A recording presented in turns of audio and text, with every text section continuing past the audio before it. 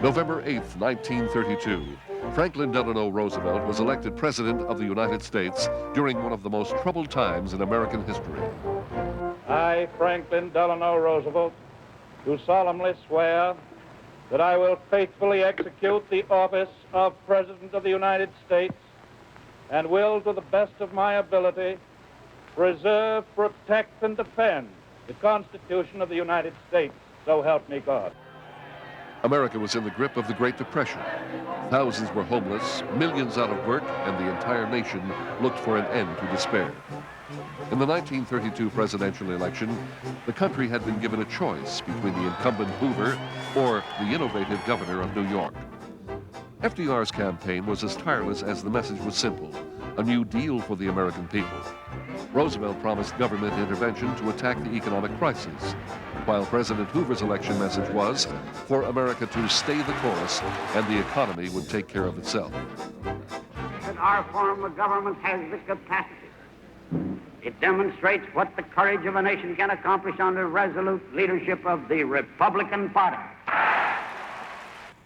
While at the same time, Roosevelt was saying that the country demanded bold, persistent experimentation, and he was using the new medium of radio to reach the country with this message. FDR received support from many parts of the political spectrum, including American humorist Will Rogers. Here tonight, Governor, you are not allowed to refer to politics. They won't let anyone talk politics in here because this stadium was dedicated to art, sports, and any useful enterprises. Now, this introduction hasn't been very learned or very flowery, but remember, you're only a candidate. As a president, I'll do right by you. On Election Day, the nation spoke with a landslide of votes. Roosevelt carried 42 of 48 states. And will, to the best of my ability, preserve, protect, and defend. On Inauguration Day, March 4th, 1933, when 13 million Americans were out of work, Roosevelt renewed his pledge for a new deal and spread confidence with his address. This is preeminently the time to speak the truth, the whole truth, frankly and boldly. And in this bold speech, the new president explained his strategy for the Depression and left the country with a famous rallying cry. Let me assert my firm belief that the only thing we have to fear is fear itself. Once in office, FDR set out to deliver his New Deal. Roosevelt called Congress back to Washington for a special session to pass laws to stabilize the economy. In his first 100 days, the president laid out an unprecedented legislative agenda comprised of two types of programs. The first was to restore confidence in the economic institutions. He regulated the stock market with the Securities and Exchange Commission and ensured bank deposits with the FDIC. The second group of programs, like the National Recovery Act and the Public Works Administration, actually put people back to work, building roads, bridges, public buildings, and hydroelectric dams. In the name of the people of the United States, to whom you, bold at arm, are a symbol of greater things in the future. The future for America was brighter as more alphabet agencies found their way into the American language. The TVA, Tennessee Valley Authority, WPA, Works Progress Administration, and the CCC, the Civilian Conservation Corps. America's economy did improve under Roosevelt's policies, but America still faced new threats in the late 1930s, the devastation of the Dust Bowl, massive factory strikes, and worst of all, the rise of Nazi Germany. The policies of the New Deal will always have their detractors, but most will admit that America changed for the better on November 8, 1932, when Franklin Delano Roosevelt was elected president.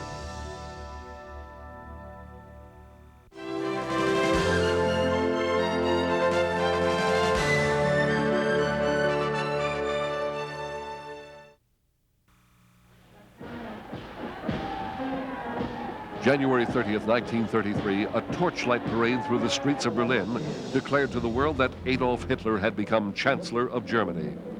After many attempts to gain control of the country's Depression-era government, Hitler had finally succeeded.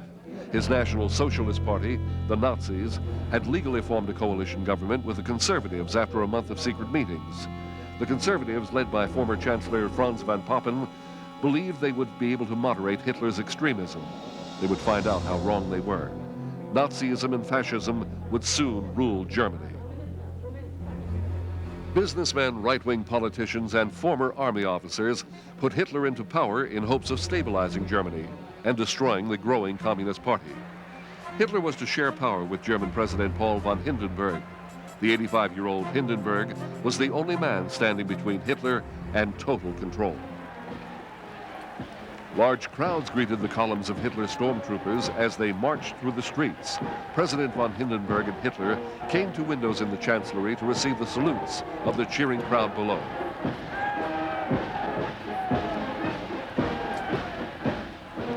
Who could have imagined that Hitler, who was born the son of a customs official in Austria, would become the absolute ruler of millions? After being rejected from art school in Vienna, Hitler moved to Germany and fought in World War I.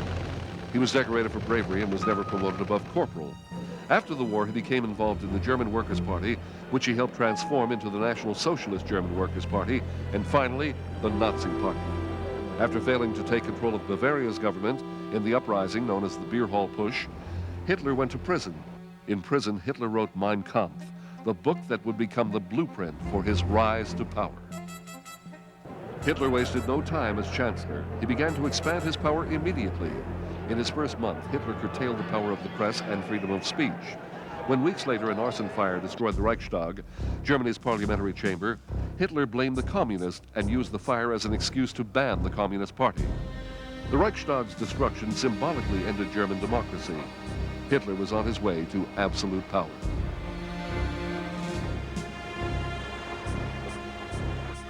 On March 24, 1933, German democracy was legally ended when a special meeting of the Reichstag Parliament gave Hitler the right to legislate on matters of finance, foreign affairs, and the Constitution. Hitler addressed the members before accepting the new powers.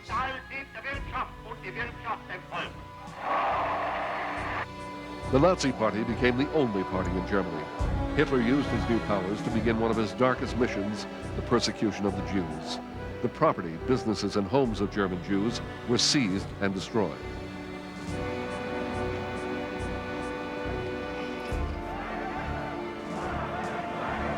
And with the announcement that Jews were being sent to work camps, protests began in the West.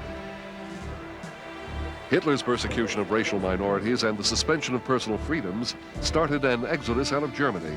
People of all persuasions left, including Nobel laureate Albert Einstein. Without such freedom, there would have been no Shakespeare, no Goethe, no Newton. Hitler's control of Germany was absolute, but his desires for conquest did not end at the German border. In violation of the World War I treaties of Versailles and Locarno, Hitler rebuilt Germany's military and began to annex lands that he claimed were part of the Greater Germany.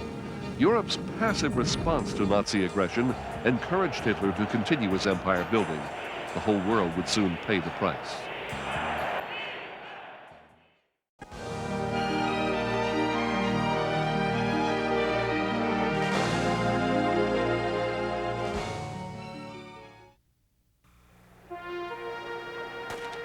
August 8, 1936, American track star Jesse Owens shocked Hitler and the world as he won his 4th gold medal at the Summer Olympics in Berlin.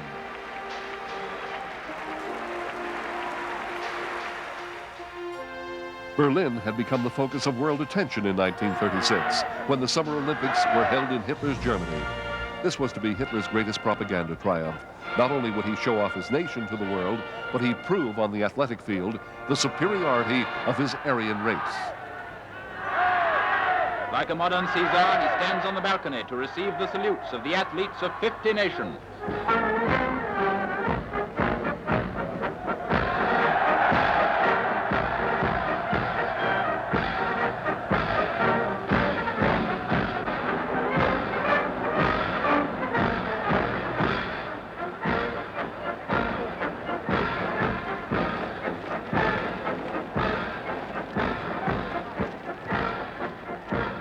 The German team as hosts come last, and then Germany's Führer declares the 11th Olympiad officially open.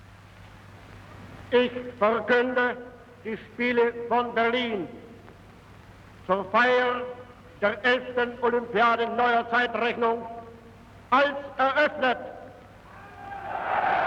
For the first time in the modern games, the Olympic flame was carried from its ancestral home in Greece. As the torch was lit, German athlete Rudolf Ismail took the Olympic oath for all the athletes in attendance. The games were open, and Hitler's master race was on display. But his ideas of racial superiority were about to be repudiated by the performance of African-American athlete Jesse Owens. Owens, a track star from Ohio State University, had electrified college sports earlier in the year with his stunning performances. When the track and field competition began, Hitler was in attendance.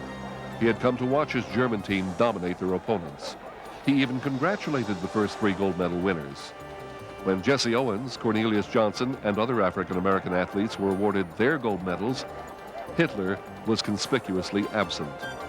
Although reasons for Hitler's absence went unexplained, many observers felt he wished to avoid the humiliation of admitting that someone he considered inferior had just beaten a German.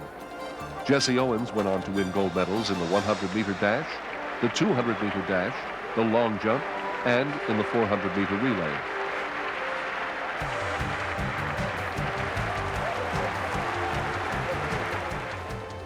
Hitler's claim of Aryan superiority was invalidated not only by Owens, but by the 13 medals won by African-American men on the track and field of the 1936 Olympiad.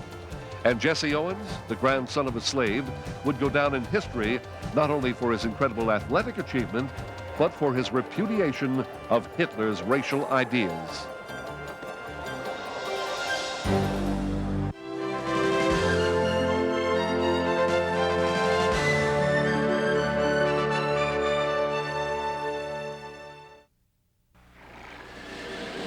December 11th, 1936. King Edward VIII became the first British monarch in almost 600 years to abdicate. He was giving up his throne for love. The king had met an American divorcee whom he wanted to marry, but the British Parliament stood in his way. Britain had already lost 1 king in that year. In January, George V had died, and Edward had succeeded him. Have pleased Almighty God to call to his mercy our late sovereign lord, King George V.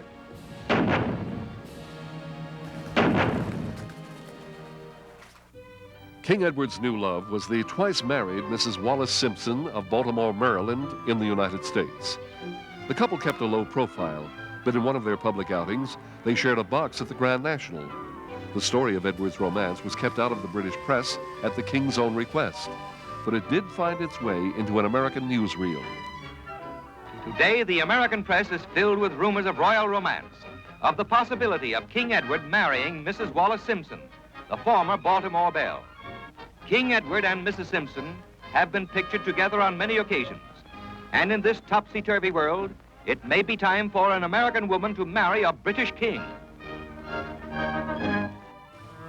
And on a trip to America, British playwright and Nobel laureate George Bernard Shaw was asked to comment about the king. Well, I don't speculate about it at all. It's impertinent. He doesn't speculate about whether I'm... Well, I forgot I'm married, of course, already, so I couldn't have anything to say about that. Finally, the story of their romance broke in England. The bachelor king had fallen in love with the American Mrs. Wallace Simpson. The crisis arose because the English Parliament would constitutionally stop her from being queen. But that fact did not stop Edward from wanting to marry her, queen or not. Prime Minister Stanley Baldwin gave the king 2 options: forget Mrs. Simpson or give up the crown. Others in government were not so obstinate.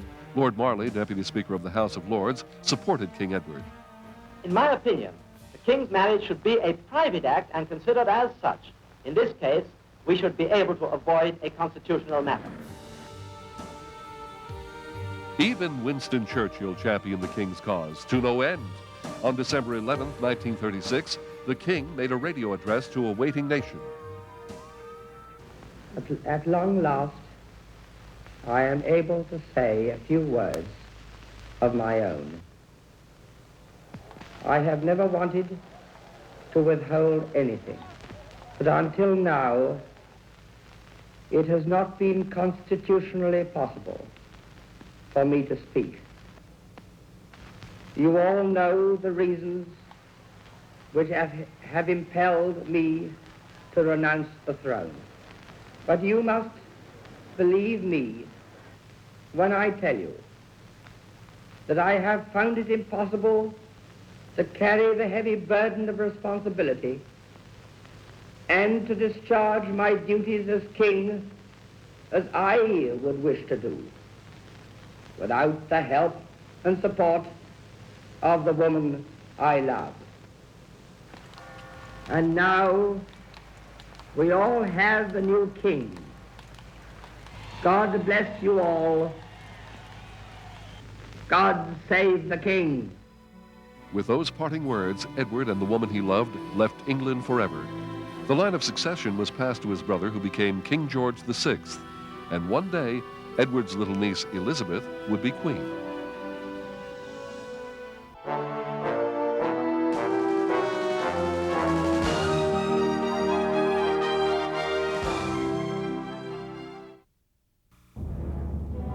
May 6, 1937 was the day the Hindenburg, Nazi Germany's prize Zeppelin, returned to America for the last time. The destiny that awaited the Hindenburg was never anticipated a few years earlier on the airship's maiden voyage. Germany's new giant dirigible, the largest ever built, comes out of her shed at Friedrichshafen for the first time. She's been designed and constructed under the supervision of Germany's airship wizard, Dr. Hugo Echner, who hopes in this ship to establish a regular passenger service across the North Atlantic. The Hindenburg, named for the late German president, did just that. It made dirigible history with its regular transatlantic flights, 10 in 1936 alone. The aviation world was so confident in the future of long-distance passenger travel by airship that atop New York's Empire State Building, plans to install moorings were ready. On the morning of May 6th, the Hindenburg cruised victoriously over Manhattan on its first transatlantic journey of 1937. The trip from Frankfurt, Germany had taken the travelers an unheard of 60 hours. As the airship approached the airfield in Lakehurst, New Jersey, the Hindenburg dropped its mooring lines to ready for landing. She hovered at about 300 feet. Then the disaster that shook the world happened. The largest airship in the world erupted in an explosive fireball. Passengers jumped from the gondola as the burning airship plummeted to the ground. It burst into flames. Wait, get out of the way. Get it started. It's rising. It's rising terrible. Oh, my. Get out of the way, please. It's burning and bursting into flames, and it's falling on the mooring mast and all the folks between it. This is terrible. This is one of the worst. The disaster demonstrated the power of two fairly recent creations, radio and newsreels. The landing and subsequent crash of the Hindenburg, as reported live by Herbert Morrison, was the first coast-to-coast live radio broadcast. And film of the disaster brought people into the movie theaters in droves. Seamen from the nearby naval base raced to the rescue. Miraculously, only 35 of the 97 on board were killed. These huge airships were kept aloft by hydrogen-filled bags in the superstructure. Hydrogen is a highly flammable gas. It is still not clear if the explosion was an accident or sabotage. Days after the explosion, Hitler banned the flight of all hydrogen-filled airships. Helium, an inert, lighter-than-air gas, could have been used in Germany's Zeppelins. The Hindenburg disaster signaled the end of passenger travel by dirigible. Steady improvements in airplanes had already cut down on dirigible travel. And airships like the Hindenburg would soon become just a footnote in aviation history. And the flame is rising to the ground, not quite to the mooring mast. All the humanity and all the passengers screaming around it. I don't do it.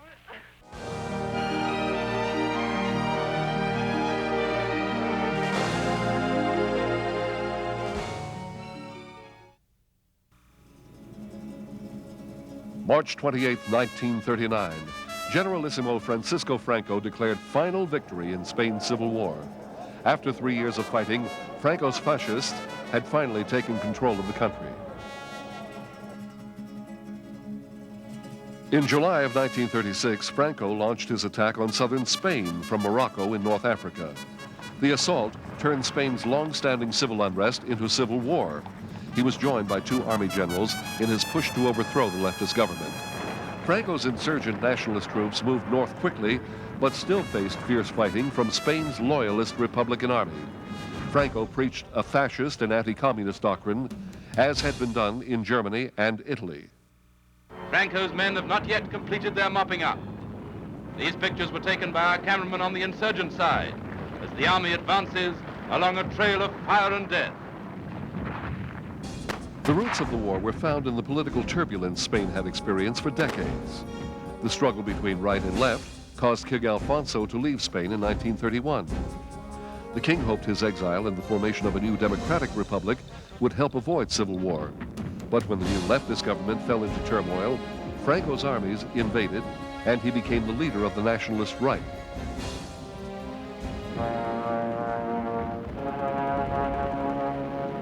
Such is the latest chapter of Spain's story of tragic folly. How long must it go on? How long? Franco controlled most of the country within a few months, but still had not taken the capital or the Mediterranean coast. Soviet Russia supplied the socialist government, and even though Hitler and Mussolini denied it to the world, Italian and German planes fought on the side of Franco's nationalists. And by the end of 1937, Mussolini had 70,000 Italian troops fighting for Franco. Air raids on Barcelona, Madrid, and other large cities were carried out by Hitler's Air Force in preparation for their own future blitzkrieg. The insurgents occupy ravaged towns and villages. A harassed, fear-stricken people tries to sweep from its mind the sound and sights of war. Many civilians forced from their homes sought refuge in the mountains, but escape from the fighting did not end the hardship. The snow still lies on the sloping heights of the Pyrenees. Spain's tragic hour is not yet over. Still the boom of guns and the crack of rifles. You have seen the last Republican refugees crossing into France at Le Perthus, the insurgent army occupying the frontier. The government armies crossed into France to escape the final nationalist advance. In January of 1939, Franco's troops took bomb-ravaged Barcelona, and on March 28th, they marched into Madrid. The Civil War was won. With Franco's victory, another European country fell to fascism. But unlike Hitler and Mussolini, Franco stayed in power for many years. He ruled Spain until his death in 1975.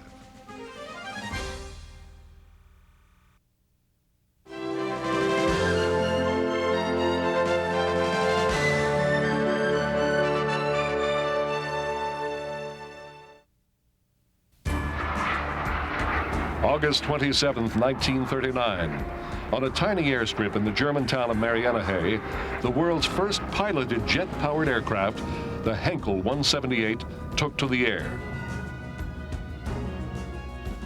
Designed by Germany's Hans von Ohain, it was powered by a kerosene-burning gas turbine engine, which had the potential to propel an aircraft faster and higher than any propeller-driven airplane in the world. Although von Ohain's engine performed perfectly during its maiden flight, the plane's landing gear failed to retract. This malfunction prevented the plane from reaching its maximum speed during this critical demonstration. As a result, the German High Command failed to see the great potential of this revolutionary new engine, preferring instead to continue the development of their more conventional propeller-driven fighter aircraft, such as the Messerschmitt 109. Although the first turbojet engine was built in Germany, it was a young British Royal Air Force officer, Frank Whittle, who originated the idea of a jet engine in 1928. In his senior thesis for the RAF, Whittle theorized that in order for a plane to travel fast and far, it would be necessary for it to fly at much higher altitudes than traditional gas-powered piston engines could. To Whittle, the solution was simple. A gas-powered turbine engine would work just as well at high altitudes as it would on the ground. Whittle proudly presented his turbine design to his teachers and superiors at the RAF, but unfortunately, the British Air Ministry lacked his vision. They simply could not believe that any turbine engine could withstand the high temperatures and extreme stresses that Whittle's design entailed. Whittle patented his invention anyway, but the patent expired before he could build a prototype. Soon, Whittle's ideas were published around the world and did not go unnoticed in Germany. On September 1st, 1939, Germany attacked Poland and triggered the start of World War II. By the summer of 1940, only a besieged England was preventing Adolf Hitler from conquering Europe. At this point, Hitler was so confident of a quick victory, he forbade the development of any new weapon systems that would not be completed before 1942. Nearly all development on Germany's jet aircraft was halted. After Germany attacked the Soviet Union and declared war on the United States in 1941, even Hitler realized that the war might now last for many years. The Fuhrer finally lifted the production ban on new weapons research. Germany's jet plane research program would now get all the resources that it needed, but 2 valuable years had been wasted. By early 1944, the German Messerschmitt 262 jet fighter was ready for combat. Powered by 2 turbojet engines, boasting 1,980 pounds of thrust, it was capable of flying at a speed of 540 miles per hour at high altitudes. It completely outclassed the best Allied fighters in the air and finally convinced Allied military planners that all future high-performance combat aircraft would have to be jet-propelled. After the start of World War II, the RAF had finally begun to support Frank Whittle's attempt to create a jet plane. Under Whittle's supervision, the first British jet plane, the Gloucester-Whittle E-2839, was introduced in Cranwell, England on May 15, 1941. But it took the appearance of Germany's ME-262 to push the British military to step up production of its first operational jet plane, the Gloucester Meteor. U.S. military planners requested some of Whittle's jet engines for their own aircraft designers. These engines would power America's first jet plane, the Bell X-59A Aero Comet. It flew for the first time on October 1st, 1942. By the end of World War II, all of the victorious Allied powers had jet aircraft in development. Though the development of the jet plane was sparked by military necessity, by far the greatest impact of the jet engine has been in the way it has revolutionized commercial air travel, mail delivery, and world commerce. The jet airplane has helped create a global infrastructure that has made international travel and business commonplace. It has successfully contributed to bringing the people of different countries together and has truly made the world a smaller place.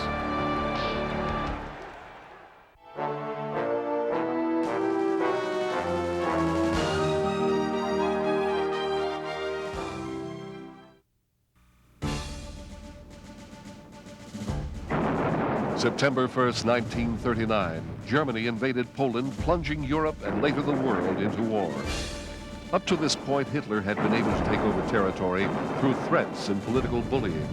In Poland, however, he needed his military power. Using a style of combat that would become Germany's trademark, the Blitzkrieg, or Lightning War, Hitler's planes, tanks, and over 1 million troops made a swift, coordinated attack into Poland. The responsibility lies on the shoulders of one man. By his latest act of naked aggression, Hitler has committed a crime not only against Poland, but against the whole human race. The final obstacle to Hitler's invasion plan had been overcome just weeks before, when Germany and Soviet Russia signed a non-aggression pact. The treaty secretly authorized Hitler to take the western half of Poland, leaving the east to Stalin. The German bombers swoop over Polish land. Polish cities and harbors are attacked. Even the capital of Warsaw itself is bombed. But Britain is ready. To quote the Prime Minister, the time for words is over. The time for action has come. Britain and France did act. They were bound by treaty to defend Poland against any aggressor. 3 days later, war was declared in Europe. Poland's ambassador to Britain calls at number 10 Downing Street to report that Warsaw has been bombed. A little later, the German charge d'affaires comes to deny the bombing, and he hardly seems to know which way to turn. But the denial was unnecessary. For later still comes an official confirmation of the raid. The King visits the Prime Minister in Downing Street. As Mrs. Chamberlain and the Prime Minister drive to the Commons, the House assembles for a fateful last debate before Britain declares war not on the German people, but on the leaders of the Nazi regime. Only 1 year earlier, Britain still believed that war could be avoided by appeasing Hitler's demands, and British Prime Minister Neville Chamberlain felt any price was worth paying to avoid a European war. That the settlement of the Czechoslovakian problem, which has now been achieved, is, in my view, only the prelude to a larger settlement in which all Europe may find peace.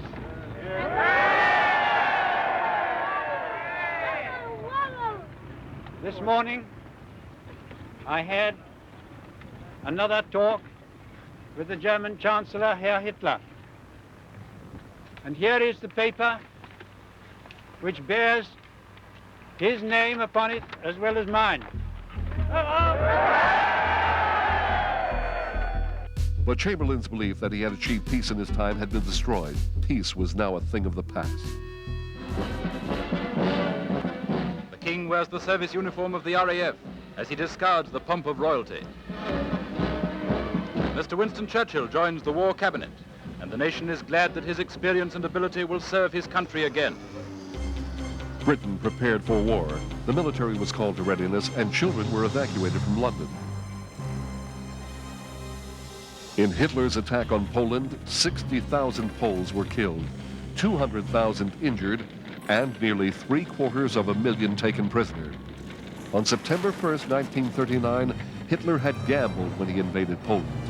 He hoped Britain and France would not live up to their treaty obligations. He was wrong, and Europe was at war.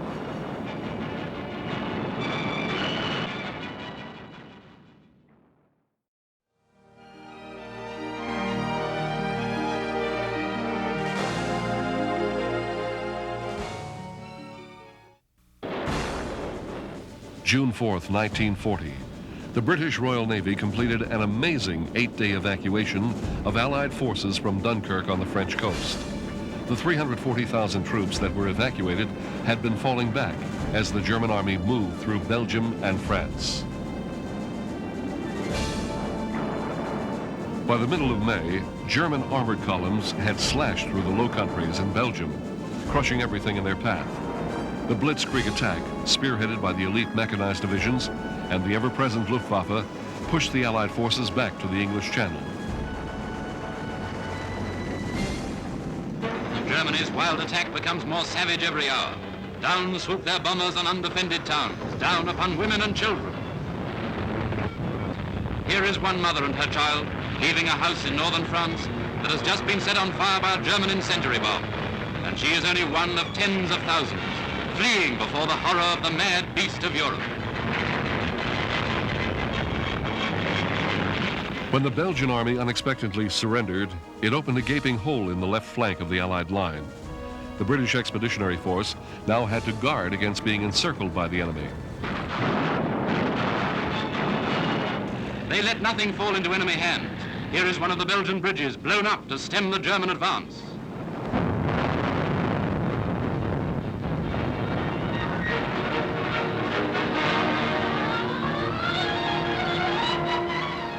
With their backs to the English Channel, the British Expeditionary Force and remnants of the French and Belgian armies were now cut off from retreat and trapped by German armored divisions. But then something incredible occurred on May 23rd. The Germans halted their advance. While German field commanders pleaded to finish the job, the High Command could not decide if it should crush the trapped army to the north or head south to capture a defenseless Paris. The delay allowed the Royal Navy and a flotilla of commercial and pleasure boats, big and small, to evacuate the stranded men. This blunder may have cost Hitler the war. Winston Churchill called it a miracle of deliverance. Back from the hell that is Dunkirk, day and night the transports are steaming. And as one convoy returns, another is going over to take its place. Aboard the transport, the men are packed like sardines. But what does it matter? The tighter they're packed, the more they hold each other up. While the dramatic rescue of Allied forces was continuing, German troops pushed on to Paris. On June 22nd, the French surrendered. The battle for France was now over, but the battle for Britain was just beginning in the skies above England. In September, Hitler sent wave after wave of German bombers over Britain. Though many Londoners began sleeping in underground subway stations, morale stayed high despite the Blitz. Churchill epitomized the indomitable will of the British people. Let us therefore brace ourselves to our duty. And so bear ourselves that if the British Empire and its Commonwealth last for 1,000 years, men will still say, this was their finest hour. It would be 4 more years before the Allies would cross the English Channel and return to the continent.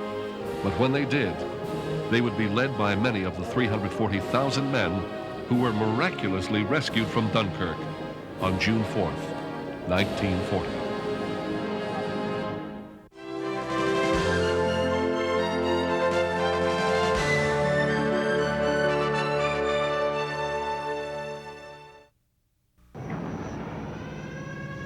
December 7th, 1941, a date which will live in infamy. It's not a maneuver. We're being attacked. It's an air raid. On Sunday, December 7th, 1941, the Japanese attacked the American naval base at Pearl Harbor, Hawaii. The sneak attack not only crippled the American fleet, it plunged the United States into World War II. At 7:59 a.m., 360 Japanese carrier-based warplanes dropped out of the clouds and devastated most of America's Pacific fleet. The attack was an attempt to destroy American military power in the Pacific so it could not be used against an expanding Japanese empire. Japan had made a secret pact with Germany to attack Allied forces in the Far East. In 2 hours of constant bombardment, the Japanese planes seriously damaged 5 U.S. battleships, 14 smaller ships, and 200 aircraft. Over 2,000 were killed in the sneak attack. 1,200 of those died when the battleship Arizona was sunk. Just the day before the raid, President Franklin Roosevelt had made a personal appeal to Emperor Hirohito not to drag their 2 nations into war. Now, FDR asked the Congress to declare war. Senator Connally, chairman of the Foreign Relations Committee, spoke for most in Congress. Japan has attacked our territory and murdered American citizens. Japan began this war in treachery. We shall end it in victory. Before Pearl Harbor, America was divided over whether the country should get involved in the war. But after the surprise attack, America was united with the common goal of fighting until total victory was achieved. December 7th, 1941, the United States was at a state of war with Japan, and 4 days later would be at war with Germany.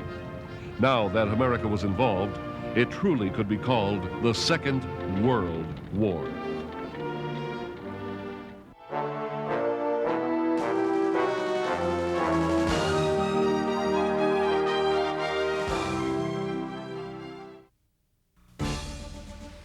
June 6, 1942, the first decisive Allied naval victory in the Pacific occurred near Midway Island. This would prove to be the turning point in the war against Japan.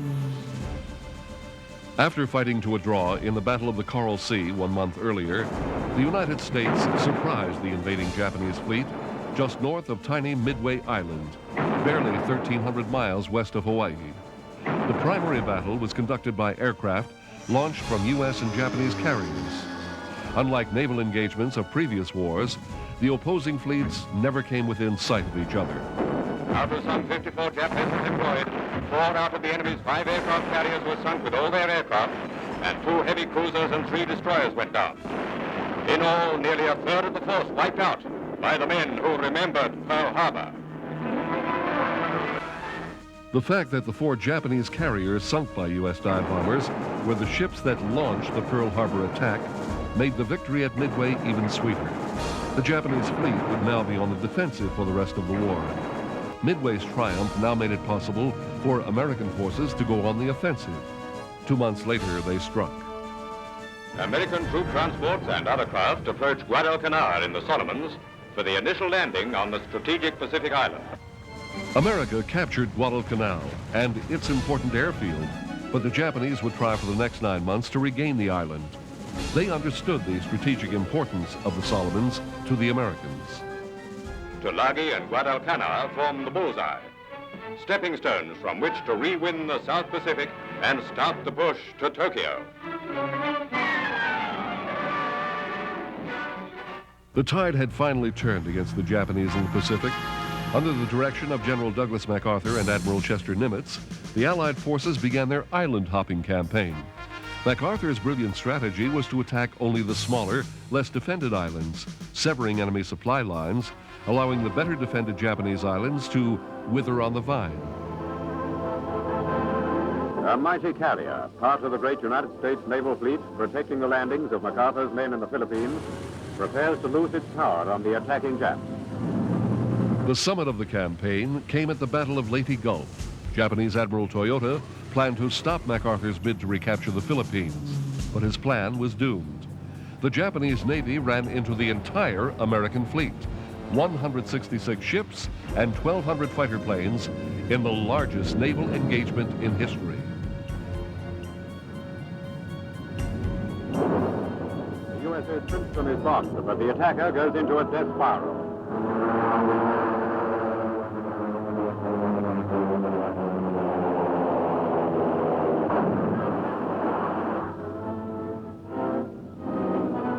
While Navy planes strike from the air, Admiral Halsey's 3rd Fleet and Admiral Kincaid's 7th took care of the three-pronged enemy naval attack.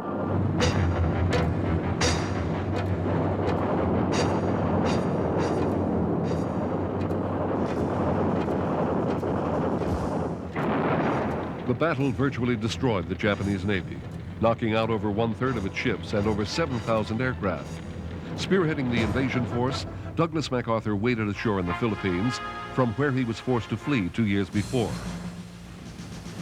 He fulfilled his famous promise, "I shall return." The battles of the Pacific became known simply by the islands that were won: Guam, Okinawa, and Iwo Jima.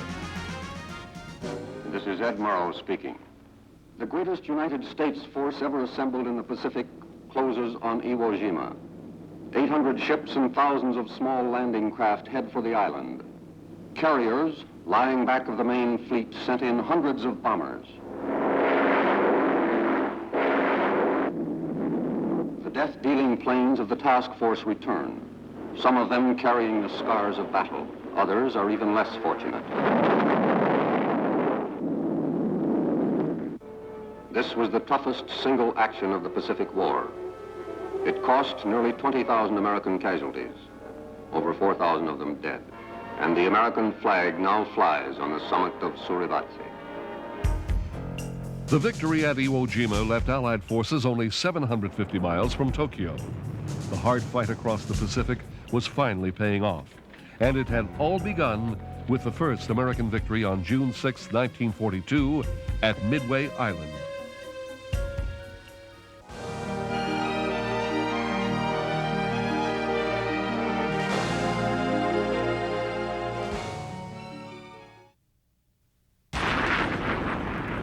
On the 3rd of October, 1942, Nazi Germany launched the first man-made object to break the sound barrier and leave the Earth's atmosphere. Adolf Hitler hoped that this was the weapon that would give Nazi Germany the decisive edge it needed to defeat the Allies and win the war. Designed as a long-range weapon, the V-2 rocket represented an extraordinary leap in technology.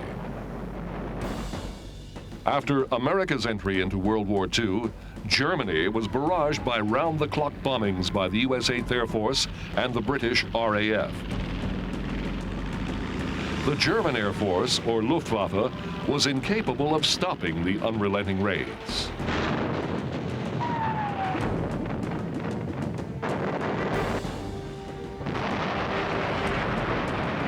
When German experiments in rocketry succeeded beyond anyone's expectations, Hitler believed he had found the answer to his problem. He even named these new rockets Vergeltungswaffen, or vengeance weapons. The first such weapons to strike England were the menacing V-1 buzz bombs. These noisy jet-propelled bombs were very effective at terrorizing civilian populations due to the distinctive loud buzzing sound of their motors. Although they caused a great deal of damage in London, their crude inaccuracy proved them ultimately ineffective as tactical or strategic weapons. The second of Hitler's vengeance weapons was the V-2, a long-range, rocket-powered bomb delivery system that could travel faster than the speed of sound. The V-2 was created by a group of scientists led by a brilliant young German rocket designer and space travel enthusiast named Wernher von Braun. In 1933, the German army persuaded 23-year-old von Braun to head up its rocket program. Although von Braun had little desire to create weapons, he could not turn down the unlimited resources offered by the Army to perfect his giant rocket.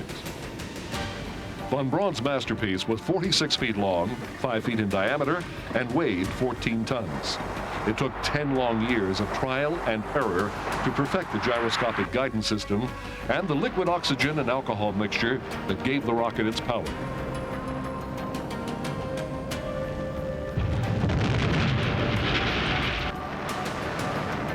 After the V-2's successful test launch, Hitler ordered its full production under the supervision of Heinrich Himmler, the head of the SS. 2 years later, in September of 1944, the first operational V-2s were launched against England. Each missile was now topped with a ton of high explosives. Because of its great speed, it was silent and completely unstoppable. Ironically, its stealthy silence made the V-2 far less effective as a terror weapon than its predecessor. Hitler had hoped that his vengeance weapons would shatter the morale of the Allies and force them to sue for peace. But eventually, even Hitler realized that the V-weapons were not going to win the war for the Third Reich. Sadly, it is now known that more people died making the V-2 than were ever killed by it. Over 20,000 slave laborers at the Mittelwerk V-2 plant died from starvation, exposure, and exhaustion while under the control of Himmler and the barbaric SS. When von Braun protested the treatment of his workers, he himself was thrown into prison for a time. His driving passion had always been to put a man on the moon, and he even told a friend that the V-2 rocket he had designed worked perfectly, except that it landed on the wrong planet. With Germany near defeat in the spring of 1945, the race for the intellectual spoils of the war was on. Von Braun and his associates fled to Bavaria to surrender to the Americans, rather than risk capture by Russia's approaching Red Army. All but one of von Braun's 125 top engineers went to the United States. The U.S. Army confiscated hundreds of V-2s and the entire archive from the Nazi secret underground rocket plant near Nordhausen.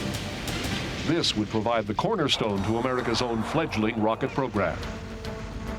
Over the next 12 years, von Braun and his team built upon the principles of the V-2 design to create the Redstone rocket, which carried America's first satellite into orbit in 1958. This rocket would evolve into the intercontinental ballistic missiles that now form the backbone of America's strategic nuclear arsenal. In 1959, von Braun became the head of NASA and was finally given the opportunity to reach his boyhood dream of putting a man on the moon. Ignition sequence start. 6, 5, 4, 3, 2, 1. On July 20th, 1969, men did finally walk on the moon, and it was von Braun's mighty Saturn V rocket that brought them there. That's one small step for man, one giant leap for mankind.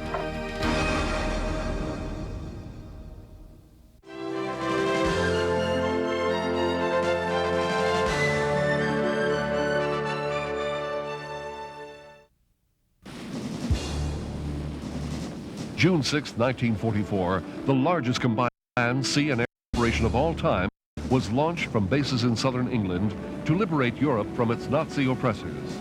It was called D-Day, the day intended to crack the wall of Hitler's fortress Europe. Hundreds of thousands of soldiers from America, England, and Canada massed inside Great Britain, where 16 million tons of supplies had been stockpiled in preparation for this day. The when and where of arrival is not for publication, but the why is common knowledge. Another great influx of American units for the invasion of Europe. When the balloon goes up, these fully trained men will participate in the greatest military expedition in history. One of the most important of the American imports was General Dwight Eisenhower, the supreme commander of the invasion force. Eisenhower, or Ike as he liked to be called, had already successfully led the invasions of North Africa and Sicily. Now the Allied forces were counting on him to do it again. At stake this time was the outcome of the entire war. In effect, the stage is being set for the beginning of the great and crucial test all over the world. I have complete confidence that the soldiers, sailors, and airmen, and all the civil populations of the United Nations will demonstrate once and for all that an aroused democracy is the most formidable fighting machine that can be devised. Eisenhower and his British field commander, Field Marshal Bernard Montgomery, had their work cut out for them. The Germans, under Field Marshal Erwin Rommel, anticipated the Allied plans to invade the Normandy coast of France.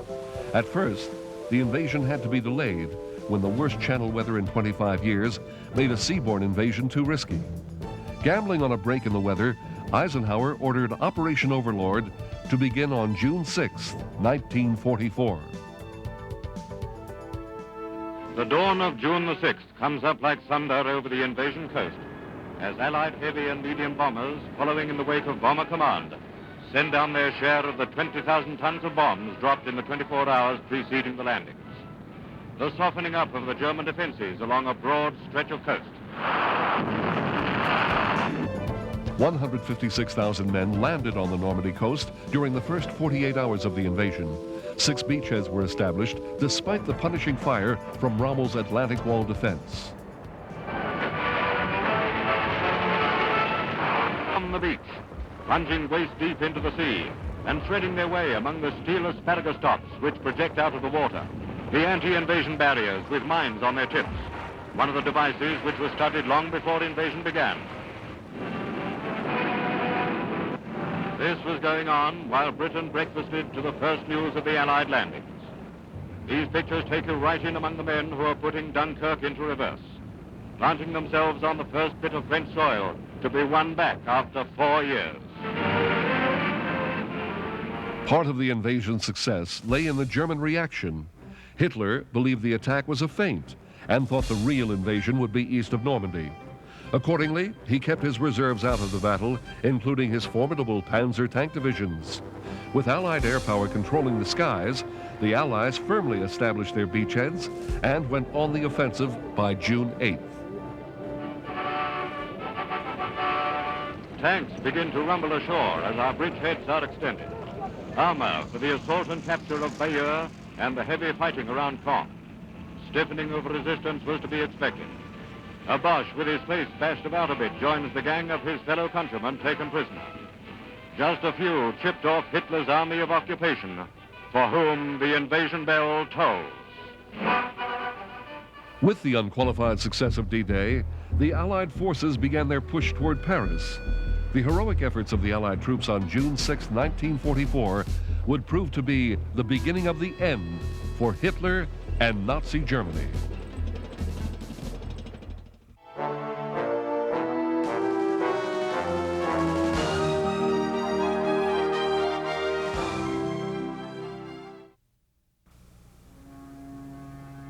January 27, 1945, the concentration camp Auschwitz was liberated by Soviet soldiers. With the discovery of the camp, the horrible truth of Hitler's final solution was revealed to the world. 6 million Jews had been murdered during the Nazi reign. In the months that followed, Allied troops discovered 18 major Nazi concentration camps and 5 extermination camps. On April 12, 1945, American troops liberated Buchenwald, one of the first camps to be built. Over 50,000 inmates never got out of Buchenwald alive. I, as a member of Parliament, with 9 others, visited Buchenwald concentration camp. Some people believe that the reports of what happened there are exaggerated. No words could exaggerate. We saw and we know. Jews and other so-called undesirables from all of German-dominated Europe were rounded up and shipped to concentration camps. Those who somehow survived the cruelty of the concentration camps were then sent to death camps, where they were gassed to death and cremated. At Auschwitz and Treblinka, at least 2 million Jews were systematically murdered. At the war's end, German citizens were forced to visit the camps to see firsthand the unspeakable atrocities committed by their Nazi leaders. Men in the nearby towns were gathered to dig grave sites for the dead victims of Nazi savagery. As news of the Holocaust spread, the world demanded justice. The triumphant Allies set up an international court of law in Nuremberg, Germany. Hitler's henchmen were put on trial for 3 types of crimes: war crimes, crimes against peace, and a new category, crimes against humanity. The tribunal was made up of judges from America, England, Russia, and France. American Supreme Court Associate Justice Robert Jackson headed the prosecution. The wrongs which we seek to condemn and punish have been so calculated, so malignant and so devastating, that civilization cannot tolerate their being ignored, because it cannot survive their being repeated. Hermann Goering, Hitler's number 2 man and the one who established the Gestapo and the concentration camps, was singled out by the tribunal. Goering was called a leading war aggressor and a creator of the oppressive program against the Jews. His guilt, unique in its enormity. The defendants sought to cover their heinous actions by placing responsibility with the man they so obediently followed, Adolf Hitler. The judges rejected this idea, saying that even in war, soldiers are responsible for their own actions. 19 Nazi leaders were found guilty, 7 were given prison terms, 12 were sentenced to death by hanging. Other war crimes tribunals were held throughout Europe to punish the criminals for their inhuman acts. The court in closed session, at least 2/3 of the members present at the time the vote was taken concurring, sentence you to death by hanging at such a time and place as higher authority may direct. The sentencing and execution of some of the men who were responsible for the Jewish Holocaust did little to ease the civilized world's anguish or anger. Though we may never understand how men could commit such monstrous acts of barbarism, one thing is certain: the world must never, never forget the terrible evil that man is capable of in his worst moments. This is the legacy of Hitler's Germany.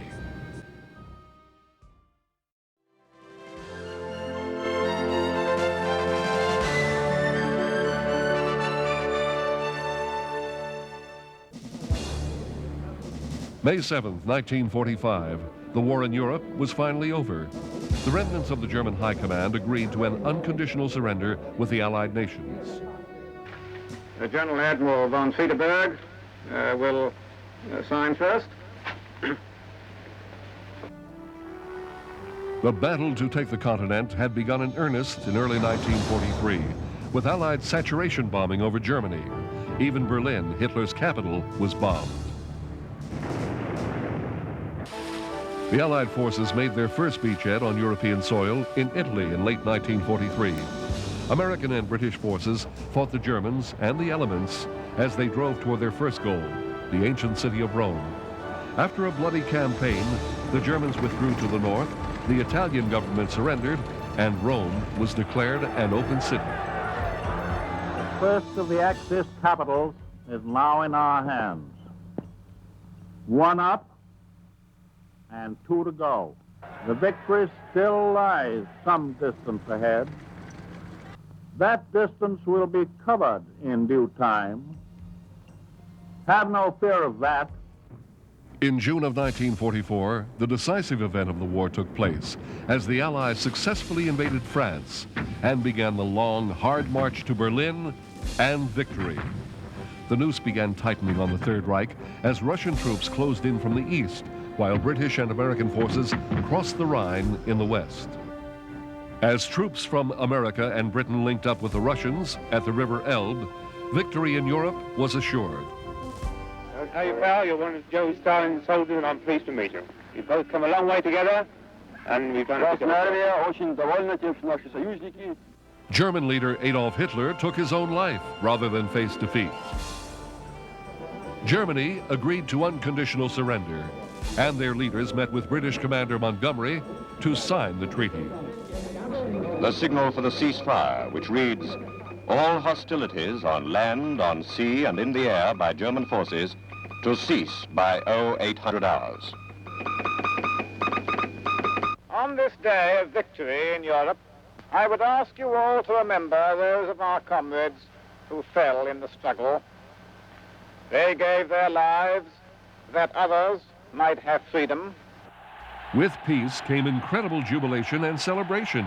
Allied leaders returned to a hero's welcome. London gives honor, praise, and a place in her heart to General Dwight D. Eisenhower, Supreme Commander of the Allied forces. Russia hails victory in Moscow's Red Square during her May Day parade. Given the freedom of London, hated in Paris, and now Washington and New York, America goes wild over a farmer's son from Kansas, General Ike. With a debt of thanks for the immeasurable efforts of the Allied leaders, the war in Europe was over.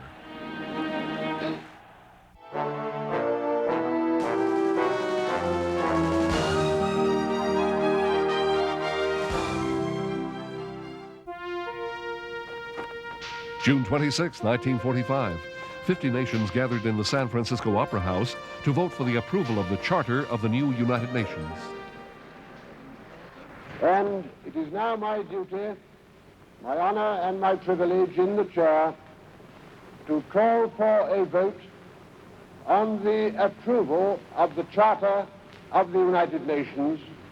Nation by nation, the delegates cast their votes. 50 peoples pledged to peace. The United Nations was forged in the wartime alliance of the United States, Great Britain, and Russia.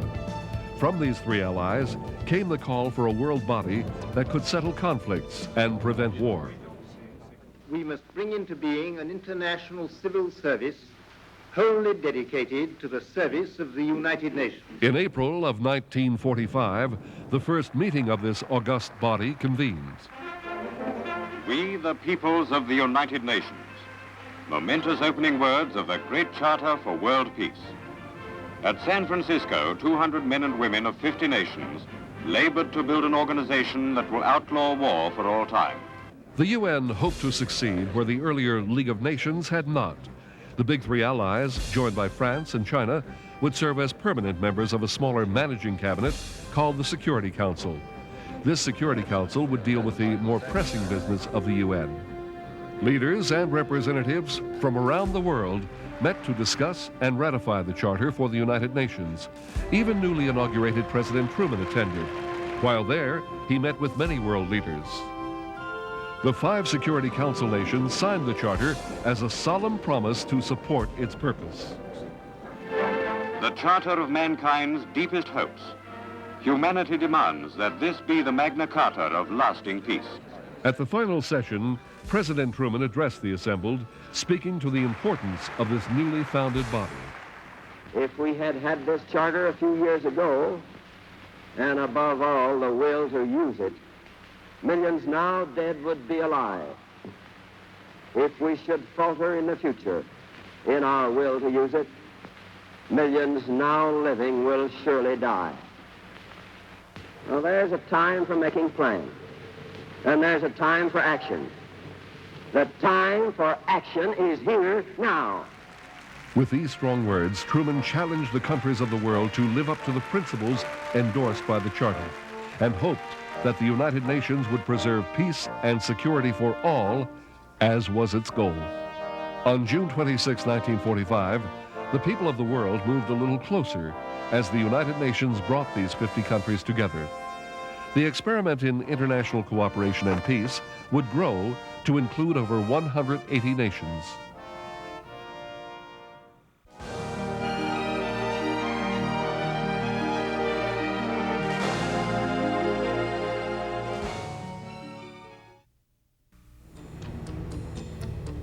August 6, 1945, America dropped an atomic bomb on the Japanese city of Hiroshima in hopes of ending the war in the Pacific. A second bomb would be dropped on Nagasaki 3 days later. Down among the ruins, Emperor Hirohito surveyed the smashed wreckage of Japan's industrial cities before his final decision to surrender.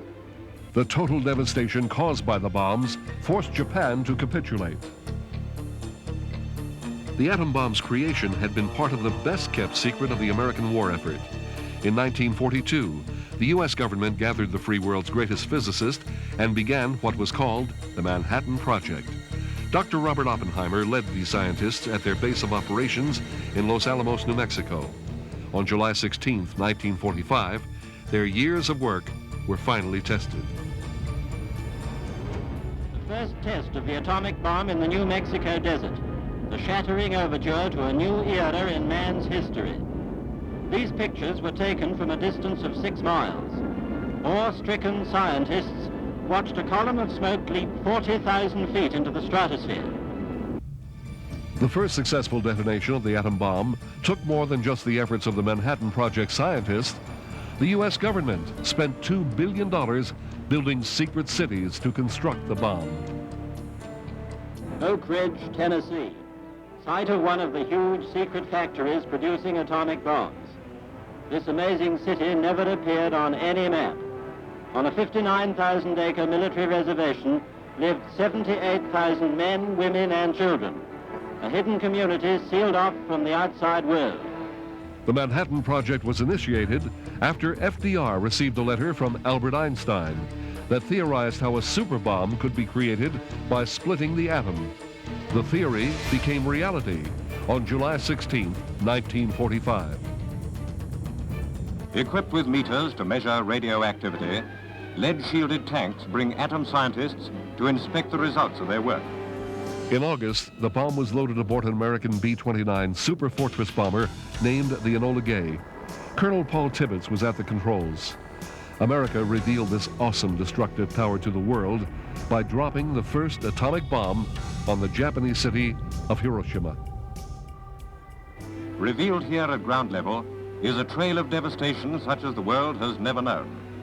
A single bomber, one bomb exploding 1,500 feet above the target, leaving no crater. 3 days later, another bomb was dropped on Nagasaki. The unprecedented destructive power of the A-bomb shocked the Japanese into surrender. In an historic ceremony aboard the battleship Missouri, the Japanese surrender was made official. General Douglas MacArthur presided over the signing. We are gathered here, representatives of the major warring powers, to conclude a solemn agreement whereby peace may be restored. The dropping of the A-bomb on Japan ended the era of World War II. But on August 6, 1945, a new, more dangerous era began, the Atomic Age.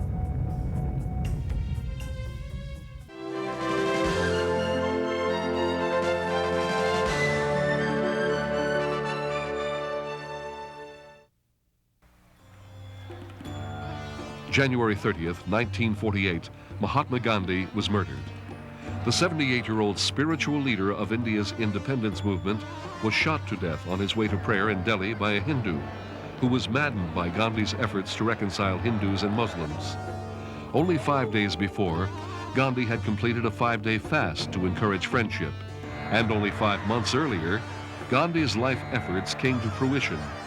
India won independence from Great Britain through passive resistance. The loss of Gandhi, the strongest voice for peace and unity in a turbulent new nation of 300 million people, was an incalculable loss to India. Tens of thousands wept openly as the body passed by them. Laid on a hastily converted army truck, the body was drawn into the vast crowd lining the roads to the cremation ground. Flames strewed a saffron shower of petals over the roof, while at the funeral pyre, the relatives and friends built mounds of flowers and perfumed spices high on the sandalwood lawn. Gandhi, married by the age of 13, defied custom by going abroad to study law in London. He then went to South Africa and became the first so-called colored lawyer and built a huge practice. In 1915, he returned to his homeland. His interest turned to the problems of fellow Indians who were treated as inferiors. He worked to reconcile all classes and religious sects, especially Hindus and Muslims, and fought to lift the barriers against untouchables. Gandhi was a gentleman, a devout Hindu with an iron core of determination whose goal was to win India's independence from Britain non-violently. Imprisoned 3 times in his fight for freedom, nothing could change his convictions. It took 40 years, but Gandhi's peaceful revolution succeeded, and the British went home. Ironically, the news of his death set off riots between Muslims and Hindus all over India. Gandhi, the father of his nation, was dead. The entire world joined India in mourning. In every age, great men are born. Gandhi was one of these. In the rising flames, the spirit of a great man passed to his gods.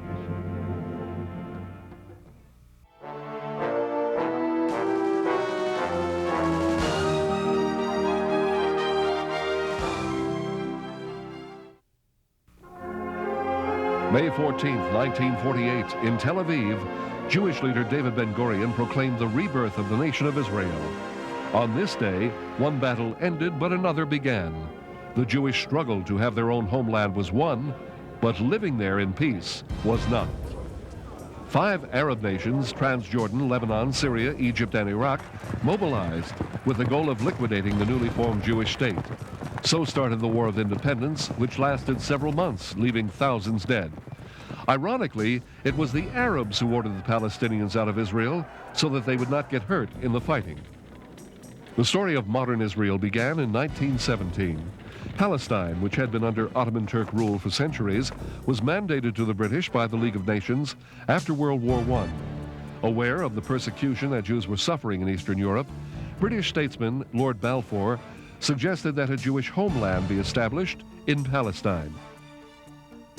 During the time of British occupation, Jewish immigration to Palestine was limited. The British were concerned with keeping a balance of population and land acquisition between Jews and Arabs. The British tried to manage an impossible situation.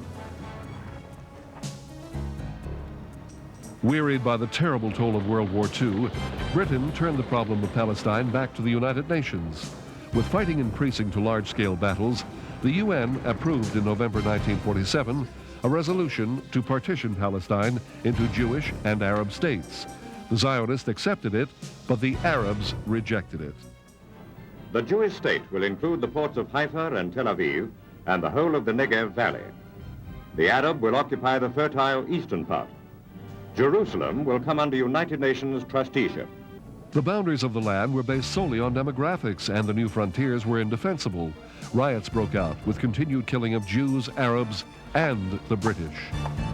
6 months later, and the day after the State of Israel was declared, the British withdrew their last High Commissioner from Palestine, and all restrictions on immigration were lifted.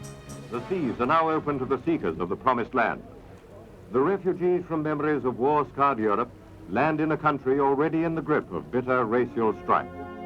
For the Jewish people, Israel was again their homeland, and despite the bombs and gunfire, nothing could stop them from nurturing and building their country.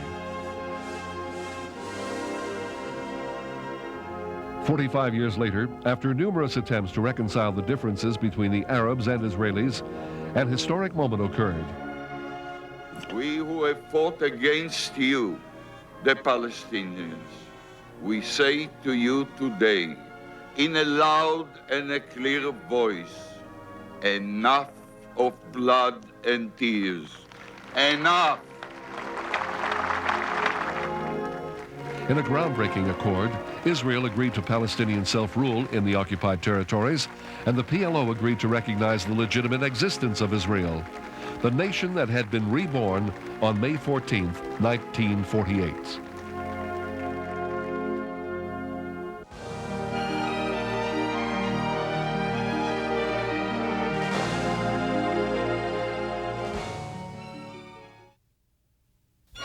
(1949) was a year of upheaval in the East. China, the world's most populous nation, had been in political turmoil since the early 1900s. Centuries of rule by feudal emperors and warlords had failed, and a civil war had raged between the communist forces of Mao and nationalist forces of Chiang Kai-shek since 1927. Though both sides had banded together to fight the Japanese invasion, the end of World War II brought the return of civil war. Now China, the Celestial Empire, was about to change forever. The civil war in China ends with communist victory. In January, Beijing, China's historic capital, is surrendered to the communists. A social revolution in rural China has helped the party gain momentum during the war, as many peasants joined the movement because of the promise of land redistribution. With increasing communist support among the poor and decreasing support for the nationalists from the U.S., Mao Zedong's army is set to claim victory. Although the nationalists are not prepared to surrender, when peace talks break down, the Communist Army crosses the Yangtze River virtually unopposed, prepared to take Nanking, Hankow, and Shanghai. Nanking, capital of China, nervously awaits the Communist Army encamped only 10 miles outside the city. Only Chiang Kai-shek's successor, acting President Lai Ching-yen, and Chu Chang-wei, his chief advisor, remain in the city to represent the government. Their mission is to seek peace with the communists, acknowledged victors in the 22-year-old civil war. In the beleaguered city itself, the feeling runs high in favor of unconditional surrender. Eventually, the communists take over all of mainland China. Only the islands of Hainan, Taiwan, and a few scattered areas are still in nationalist hands. 5 months ago, the troops of Mao Zedong marched into Shanghai unopposed. That victory was celebrated in July at a gigantic parade in what is today the largest red city in the world, now so isolated that these pictures took 3 months to reach Britain. In those 3 months, the Reds have changed the face of China and brought the world's largest country within the Communist Empire. On October 1st, Mao Zedong establishes the People's Republic of China. Though the largest population in the world was now under Mao's leadership, the United States and the West continued to recognize only Chiang Kai-shek and his forces as the legitimate government of China. It would be 2 decades before America formally acknowledged the People's Republic of China. By that time, the defeated and desperate nationalist forces had transformed their tiny final stronghold of Taiwan into an economic powerhouse that could easily compete with any of the countries of the Pacific Rim.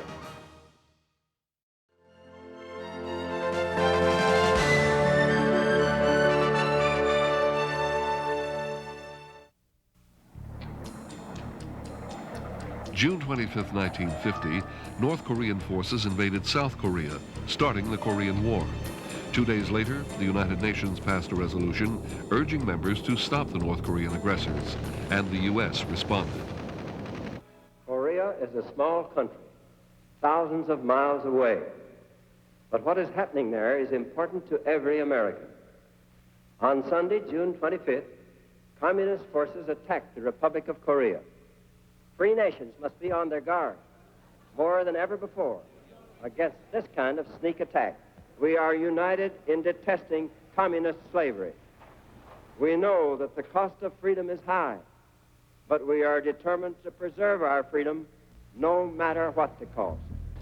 The United Nations ordered bombing raids on strategic targets in North Korea. Although the UN effort was to be fought by troops and equipment from several different member nations, the United States was given command of the operation.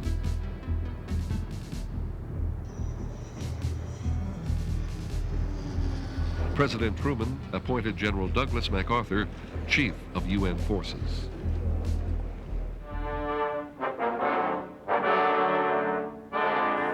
Heading for Korea, the first amphibious task force since World War II moves swiftly through the Pacific.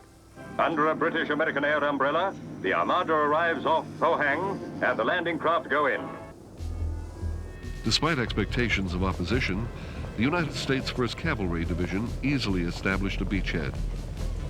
Its first job was to guard Pohang from North Korean troops advancing southward down the eastern coast. Off the shores of North Korea, the Allied fleet bombarded Red positions. Although Russian troops were not among those invading South Korea, Truman blamed the Soviet Union for sponsoring communist North Korea. If the Soviet Union really wants peace, it can prove it, and could have proved it on any day since last June 25th by joining the rest of the United Nations in calling upon the North Koreans to lay down their arms at once. Giant recruiting rallies were held throughout the country. Each branch of the armed forces encouraged all able-bodied men to join the fight against communism. Marines, Navy, foot slugger or flyer, every volunteer helps in the urgent task of building up the United Nations strength in Korea. Newly arrived recruits soon discovered the harsh realities of this war as they worked their way to Seoul. There's no knowing friend from foe. As tanks spearhead the attack in house-to-house fighting, South Koreans patrol captured areas just in case.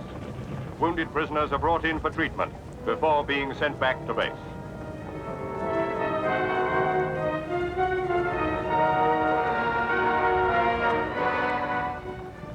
It's a tough price the Marines pay for a tough job. America has carried most of the weight in this United Nations war. After liberating South Korea, MacArthur ordered his forces across the 38th parallel in hopes of unifying all of Korea. Unfortunately, this move brought Red China into the war. Over 1 million Chinese troops pushed the UN forces all the way back to the bottom of the Korean peninsula. Trapped behind enemy lines, the battle-worn Marines must wait for supplies to be airdropped to them before they can hope to fight their way out. During the days, they've hacked out a landing strip, exhausted though they are. They're hungry, too, and thirsty enough to eat snow. By night, they fight off Chinese attacks as the enemy raids from the mountains. Eventually, the American and Allied forces would fight their way back to the 38th parallel. On July 27, 1953, both sides agreed to an armistice. The Korean War took a very high toll, particularly on the Koreans and the Chinese. America also paid a high price, losing over 54,000 soldiers. In all, more than 1 million people lost their lives to the Korean War. But the political situation between North and South Korea ended up exactly the same as it had been the day before June 25, 1950, when the Korean War began. Korea was once again divided in half at the 38th parallel.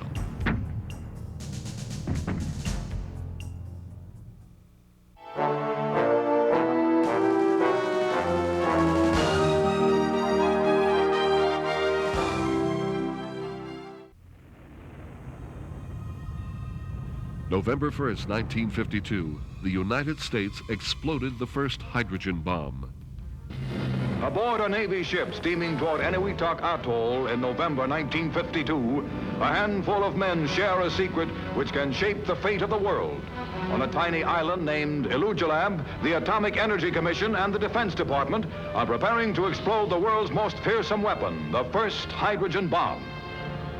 The bomb, which was nicknamed Mike, was under the observation of the 4 groups performing the test: the Army, Navy, Air Force, and a scientific contingent. A weather briefing is held as H hour nears, for weather conditions can make or break the test shot. Any chance of showers? Not within the next 48 hours over the entire marshals. How about cloud cover? A few cumulus move in, but if we go off on schedule, nothing to bother the operation. In less than a minute, the first hydrogen bomb ever set off on Earth will explode before your very eyes. Minus 15 seconds.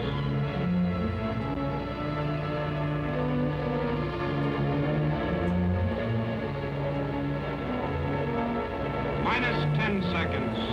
9er, 8, 7, 6, 5er, 4, 3, 2, 1.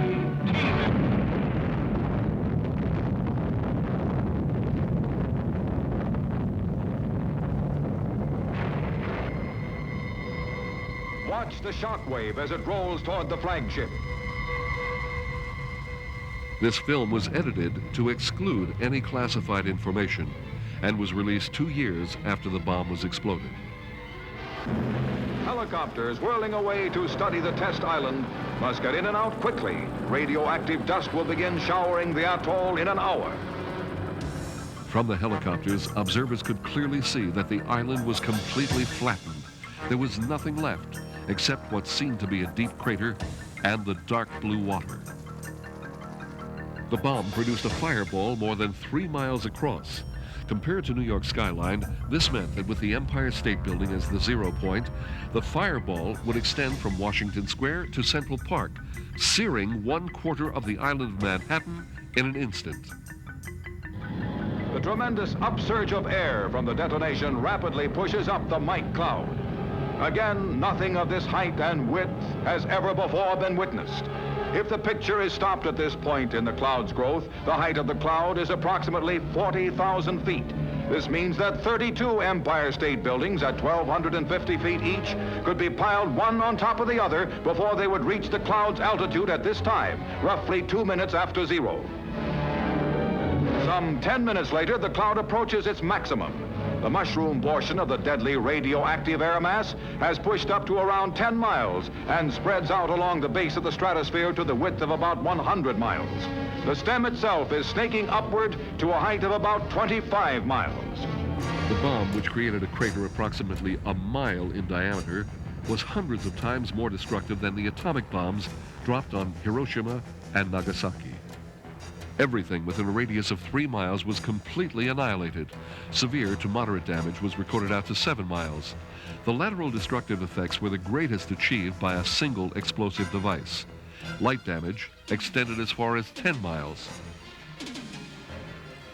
With this mushroom cloud, mankind enters the hydrogen bomb age, an era in which every one of us must share the fateful decision to create or destroy. The hydrogen bomb's awesome power to destroy truly shook the world on November 1st, 1952.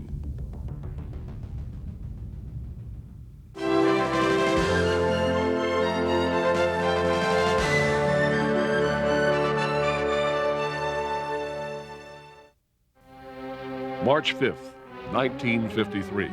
The Soviet Union mourns the death of Premier Joseph Stalin. Stalin had presided over its rise as one of the world's supreme industrial, political, and military powers. His people regarded as a god this man who was born the son of a shoemaker, for above all, he became a star to guide them to a more prosperous way of life. In return, they gave him their undying devotion and accepted his every word as law. But one thing Stalin did not give them, their freedom. And that, to countries outside the Iron Curtain, means all.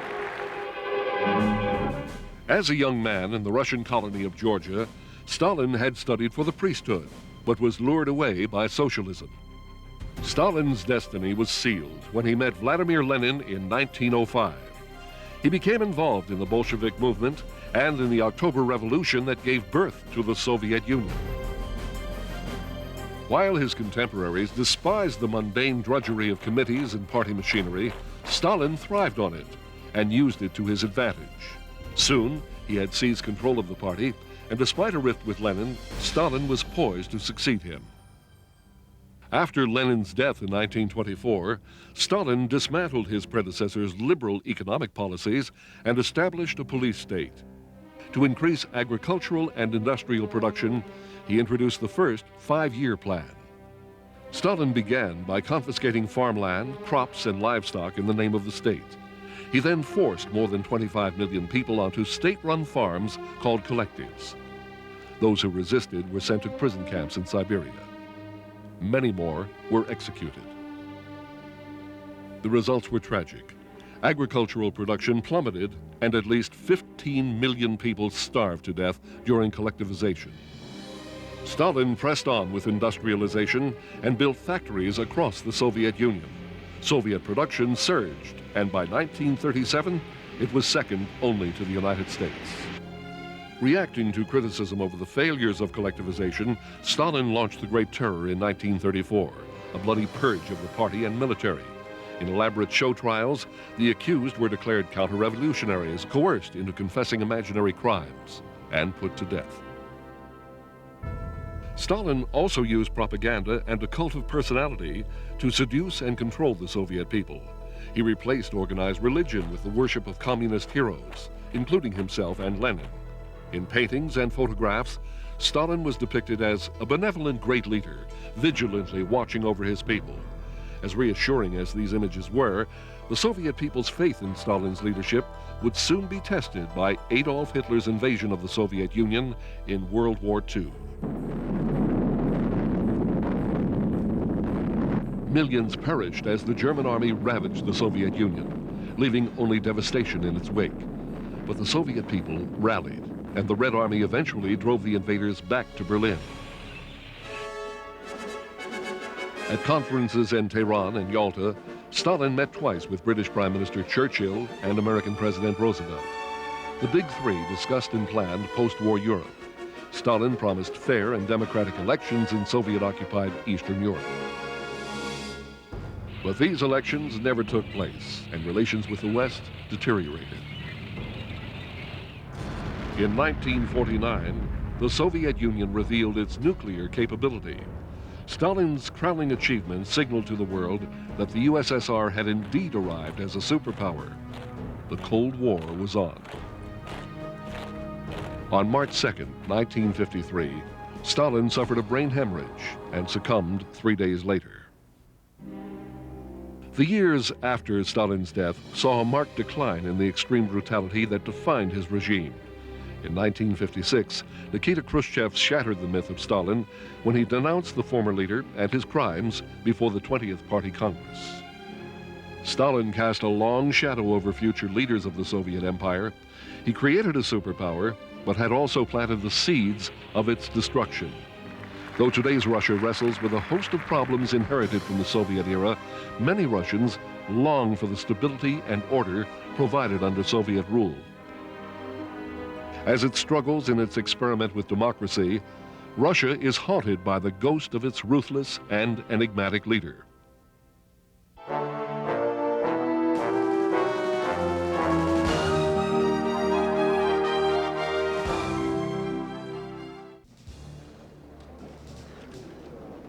March 26, 1953, Dr. Jonas Salk reported that his polio vaccine was tested successfully on 90 adults and children. The vaccine provided protection against all 3 strains of the polio virus. Salk's breakthrough was the turning point in the fight against a disease that killed or crippled thousands each year. Epidemics would hit during the summer, when the disease was most contagious. Millions of parents lived in fear that their child could be the next victim. No one was safe. In 1952, at the height of the epidemic, nearly 58,000 cases were reported in the United States, and 3,000 people died. In 1954, massive field tests of the polio vaccine were conducted with positive results. When it was announced the following year that a polio vaccine was proven safe and effective, parents everywhere breathed a sigh of relief. Washington, and at a White House ceremony, Dr. Jonas Salk, watched proudly by his wife, receives from President Eisenhower a citation for extraordinary achievement following his discovery of a poliomyelitis vaccine. Before I hand you this citation, I should like to say to you that when I think of the countless thousands of American parents and grandparents who are hereafter to be spared the agonizing fears of the annual epidemic of poliomyelitis, when I think of all the agony that these people will be spared as they see loved ones suffering in bed, I must say to you, I have no words in which adequately to express the thanks of myself, all the people I know, and all 164 million Americans, to say nothing of all the other people in the world that will profit from your discovery. I am very, very happy to hand that to you. The conquest of polio was one of the great achievements of the 20th century. Dr. Salk's efforts also inspired many others to use scientific research for the advancement of medicine.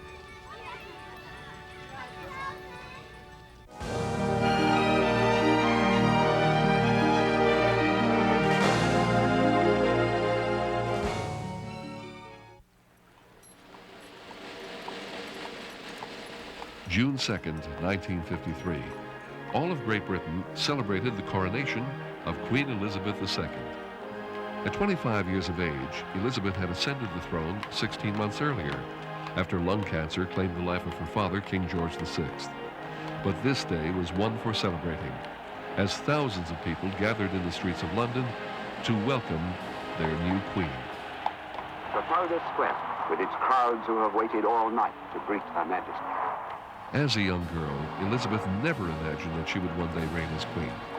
Her uncle, Edward VIII, was king, and one of his future children would be sure to succeed him. But all that changed when King Edward abdicated to marry an American divorcee. When Edward's brother George became king, Elizabeth, at the age of 10, became heir to the throne. The hour of 11 is approaching. Not only in London, but in every corner of the world, the prayers and thoughts of the people center upon this young, queenly figure. This gracious lady, upon whom such great burdens of responsibility are to rest, and who bears them with such royal grace. The Queen.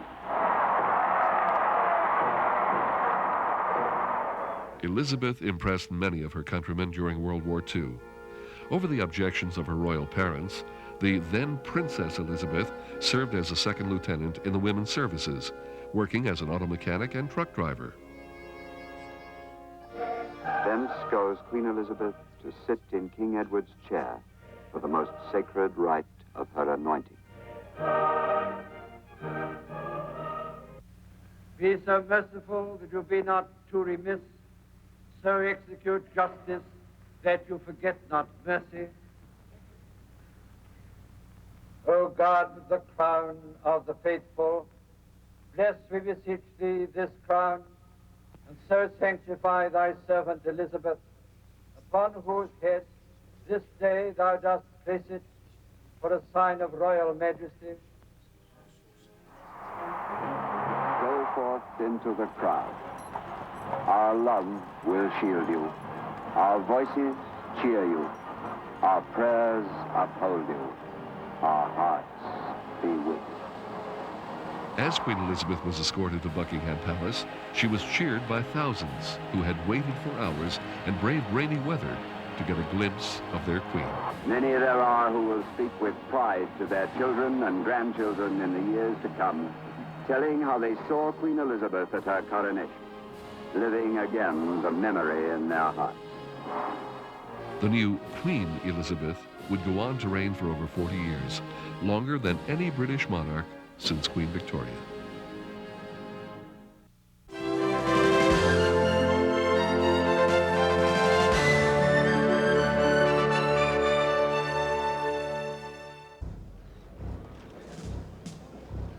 February 25th, 1954. Senator Joseph McCarthy took on the United States Army.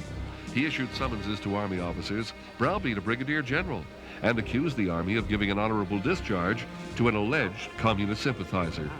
It was the beginning of the end for what was known as McCarthyism.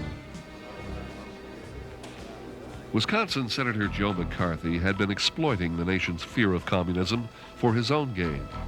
Americans not only feared the Soviet Union, but they worried that communists were infiltrating the government in an attempt to overthrow America. And McCarthy was the man most responsible for reinforcing such fears. The term McCarthyism came to be synonymous with witch hunt, the act of making serious but unsubstantiated charges against people in public life. McCarthy's witch hunt began in 1950 when he announced he had a list of 205 known communists employed by the State Department. His charges led to years of Senate and House investigations and were responsible for many people losing their jobs and being blacklisted from the industries in which they worked. Reputations were destroyed, families torn apart, and popular condemnation was brought down upon people who were accused by McCarthy. McCarthy's own undoing began when he leveled his accusations against the U.S. Army, and the hearings were, for the first time, televised nationally. Finally, the American public would see him in action. Joseph McCarthy is accompanied by his wife, on crutches, when he attends a subcommittee investigation in Washington.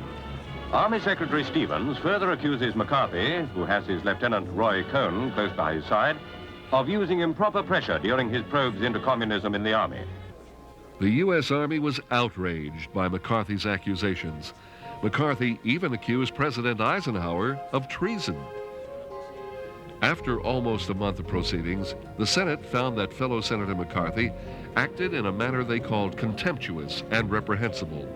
The committee, led by Senator Watkins of Utah, heard so much testimony, it took this cart to carry it. On December 2nd, the Senate voted 67 to 22 to censure McCarthy for conduct unbecoming a senator. He told reporters how he felt about the condemnation. I feel no different tonight than I did last night. I am very happy to have this circus ended so that we can get back to the work of digging out communism, corruption, treason in government. That job will start officially Monday morning after 10 months of forced inaction. McCarthy was soon seen, even by his supporters, as a man with no sense of decency. His popularity rapidly declined. He died less than 3 years later of cirrhosis of the liver, ending the national nightmare known as the McCarthy era. And his downfall began on that fateful day, February 25th, 1954.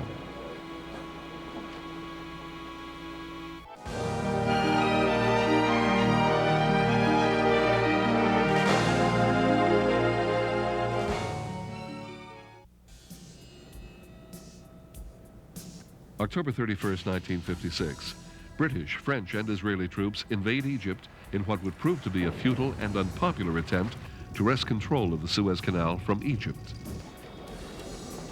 Just 6 weeks earlier, thanks to the Suez Canal Base Agreement, British troops left Egypt after 72 years of British occupation. The treaty also addressed the issue of the canal, which traversed Egyptian territory. The 100-mile-long canal had originally been built by the French in 1869. At the time of the troop withdrawal in 1956, Egypt had sold all its interest to England, and the Suez was completely owned by the British government and French stockholders. The original charter stipulated that control of the canal belonged to the builders until 1968, but that agreement was breached by Egyptian President Nasser. Angered by the United States and England's refusal to fund a major new development project, Nasser decided to retaliate.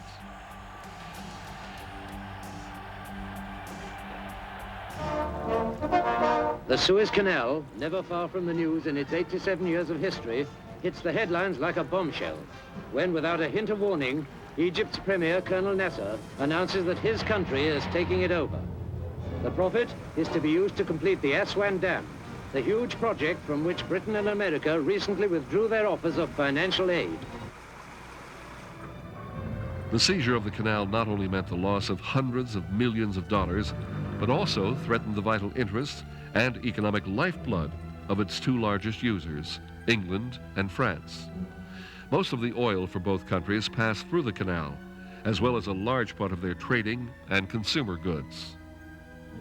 The canal crisis added an explosive fuse to an already volatile Arab-Israeli situation in the Middle East. After 3 months of futile negotiations and international pressure, the ticking bomb finally exploded. The Suez crisis burst dramatically into the news again, for Israel has invaded Egypt. Britain and France have declared the canal in danger, and British and French troops are on the move.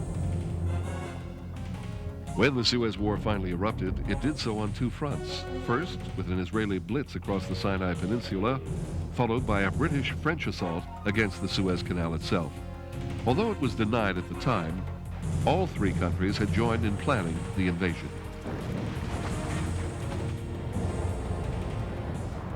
The Egyptian army was no match for the combined invading forces. Israel controlled the whole of the Sinai within a day, and the Anglo-French forces quickly captured the canal.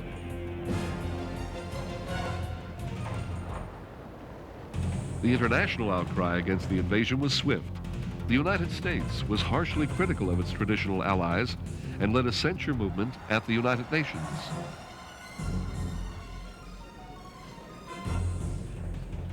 delegates returned to the UN for the first emergency General Assembly ever called.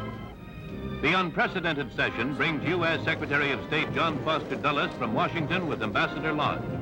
Dulles comes prepared to offer a resolution formulated after consultation with President Eisenhower. A long list of delegates take the rostrum in hours-long debate on the resolution. The U.S. turns to the United Nations as it did in Korea to preserve peace throughout the world. The resolution was passed, and fighting came to an end 7 days after it began. 2 weeks later, UN troops moved into the Canal Zone, where they would remain as a peacekeeping force for the next 10 years. Egypt suffered greatly during the fighting. Casualties were high, and Port Said was all but leveled. The canal was rendered unusable for months. Egypt was forced to pay $81 million in restitution to canal stockholders, but the canal was theirs. Israel was also forced to return all of the territory it had captured. Thanks to the UN, Egypt turned a military defeat into a major political victory.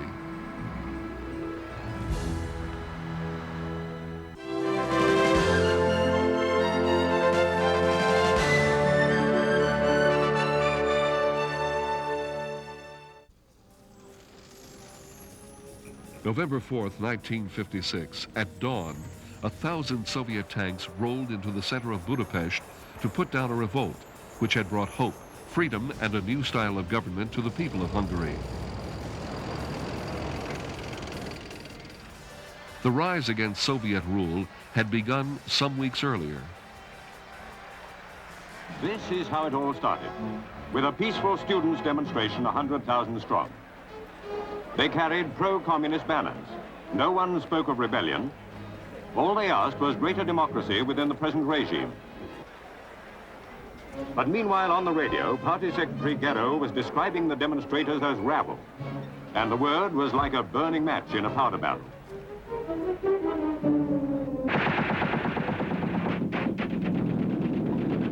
All the pent-up emotions of a decade, all the hatred of Russian interference flared up at once. Budapest became a battleground.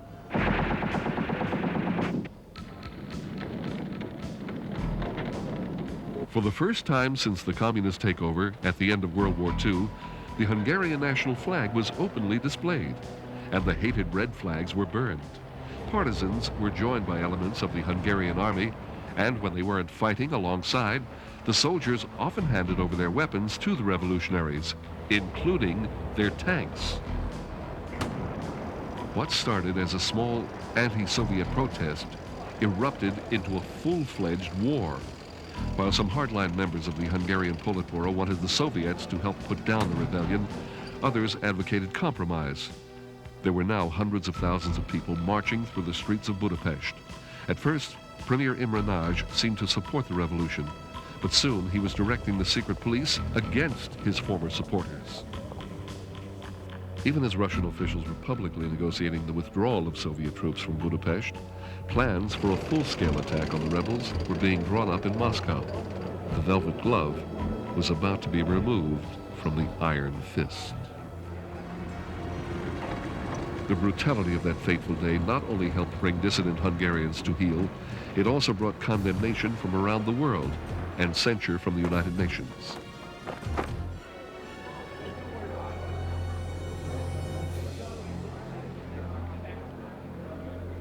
After 8 weeks of valiant resistance, Hungary's patriots were faced with the inevitability of Soviet might.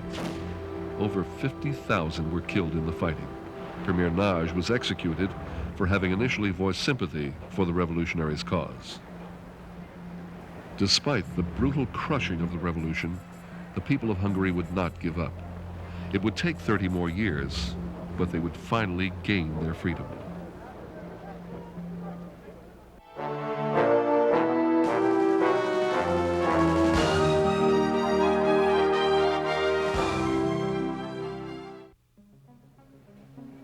October 4th, 1957. The Soviet Union made news around the world with its successful launch of Sputnik, the world's first satellite. Only a month later, they did it again with the launch of Sputnik 2, and the space age had begun. Two things are astonishing about Sputnik II. its weight more than half a ton, and its live passenger a dog. Our artist shows how this flying dog kennel is probably arranged. Radio, food and oxygen supplies, and Leica, the most famous husky in the world, or strictly speaking, out of it. Without knowing it, Leica is telling man whether, in the years to come, it will be safe for him to follow her. Meanwhile, he watches her progress with envious eyes, wondering to what adventures this little pioneer is blazing the trail.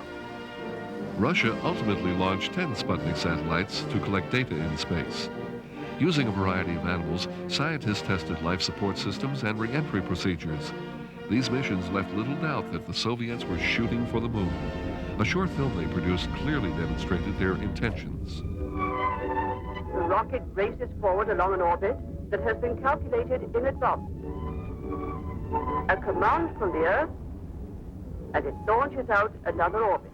Pathé News originally presented this animated film exactly as received from Moscow. Distributed in English, the film demonstrated to Western audiences how serious the Russians were about going to the moon. Now it's already in the zone of the moon's gravity. A radio signal from the Earth, and the rocket turns its tail towards the moon. The engine now slows up the speed of descent.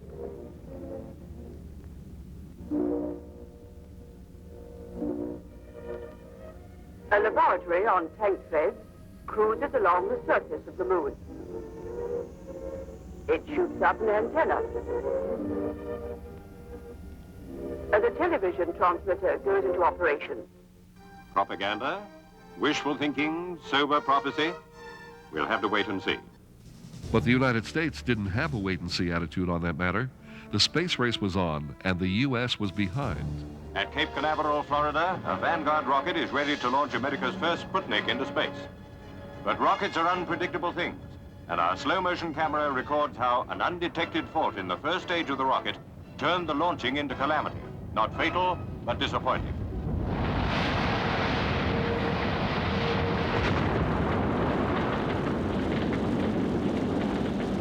At first, the American public are dismayed at the accident, but they soon realize that the setback is only temporary. And after all, who knows how many failures the Russians had before their Sputniks were launched. On February 1st, 1958, the United States successfully launched Explorer 1, America's first satellite to orbit the Earth. The space race was on, sparked by the groundbreaking Soviet launch of Sputnik on October 4th, 1957.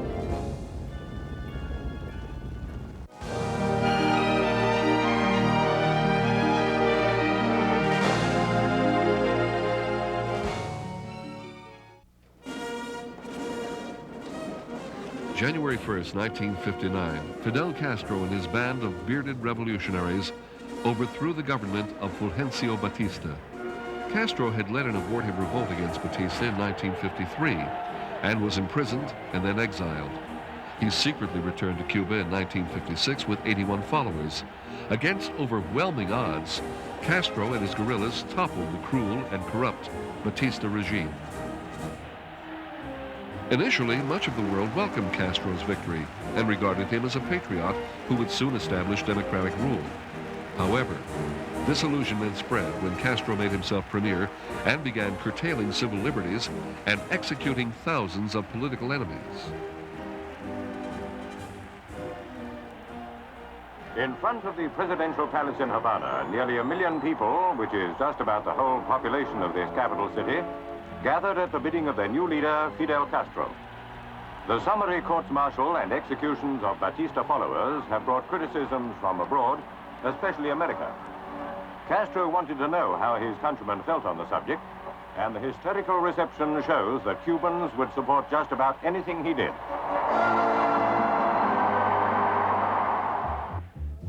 4,500 people had been arrested, most believed to be former soldiers of Batista's regime.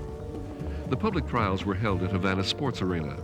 Castro's government allowed freedom of the press, so the reporters were able to provide dramatic first-hand accounts. Rarely have newsreel cameras recorded such dramatic scenes in so explosive a setting. Major Sosa Blanco, 51, was accused of murder, torture, robbery. Reports written by correspondents rivaled fiction. One wrote, I am in the Roman Colosseum. Major Blanco protested that he was not a murderer, but a soldier carrying out wartime orders. Among numerous witnesses against Blanco was a 12-year-old boy, Angelio Estrada. Above the shrieks of the gallery, the loudspeakers carried the testimony. Even before it was fully heard, the crowd shouted, "Kill him." This was justice in Cuba, revolution style. Apparently, Blanco remained calm as the youngster pointed a finger at him and cried, "He killed my father." The prisoner was found guilty and sentenced to death. Because of foreign outcry, the public trials stopped, but they continued in private. The relationship between Cuba and the U.S. would grow even worse as Castro embraced communism and the Soviet Union. Despite a crushing U.S. trade embargo, the collapse of the Soviet Union, and an economy that is in shambles, Fidel Castro has never lost the iron grip he has held on Cuba since that first hopeful day of January 1959.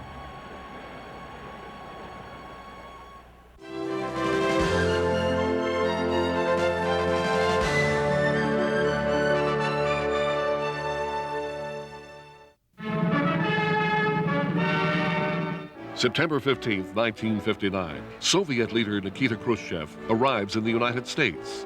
It is the first ever visit by a Soviet head of state to America. 50 minutes late because of Atlantic headwinds, a Russian Tu-114 jetliner slides along the tarmac at Andrews Air Base near Washington. But what's 50 minutes when all the world's been waiting for months to see what would happen when the leaders of these two great power blocks met face to face? Khrushchev's tour is to be a mix of official business and sightseeing.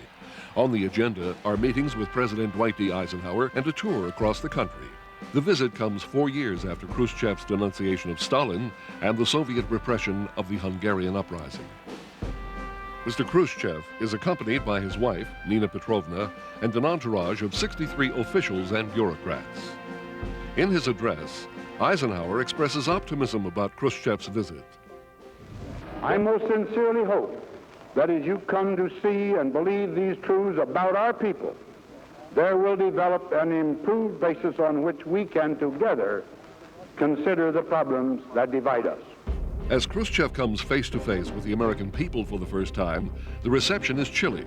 More than 10 years of Cold War conflict and hysteria has left most Americans fearful and distrustful of Khrushchev's intentions. This will go down on record as the biggest silent reception in United States history. The frozen Met on a colossal scale. The crowds are there all right, packed tight every yard of the way, but almost the only sound comes from the bands.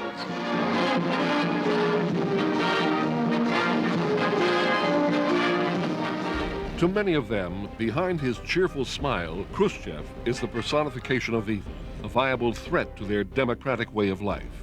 Later, Eisenhower and Khrushchev meet at Ike's private retreat, Camp David, where they discuss a range of issues, including Western rights in Berlin.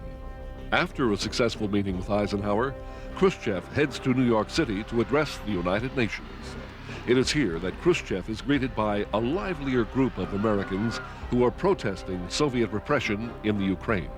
In his speech to delegates, he calls for the world's nations to disarm in 4 years. On a tour of Washington, D.C., he is shown the Lincoln Memorial and the Washington Monument. He also visits the Capitol building, where just 5 years earlier, Senator Joseph McCarthy waged his crusade against communism. Next, Khrushchev is off to the American heartland. As he inspects livestock and chats with farmers, he resembles an American politician campaigning for votes. In a way, he is. Unlike Stalin and many hardliners in the Soviet Union, Khrushchev believes that peaceful coexistence with the West is in the USSR's best interest. The Soviet Union is still recovering from the devastation of World War II, and its economy is in shambles. Visiting America is one way to convince the West that although both countries have competing ideologies, they must work together to find common ground. But as Khrushchev arrives in Southern California, the biggest controversy of the trip occurs when U.S. State Department security fears prevent Khrushchev from visiting another great American landmark, Disneyland. Angered that he's denied a chance to see the Magic Kingdom, he is somewhat appeased by a visit to the set of the Hollywood film Can-Can. The atmosphere in Washington may have been frigid, But Hollywood only knows one way to welcome the visitors, and anyway, even the State Department is having second thoughts about that order to be oh so distant. Show him a good time. Hollywood's glad to oblige.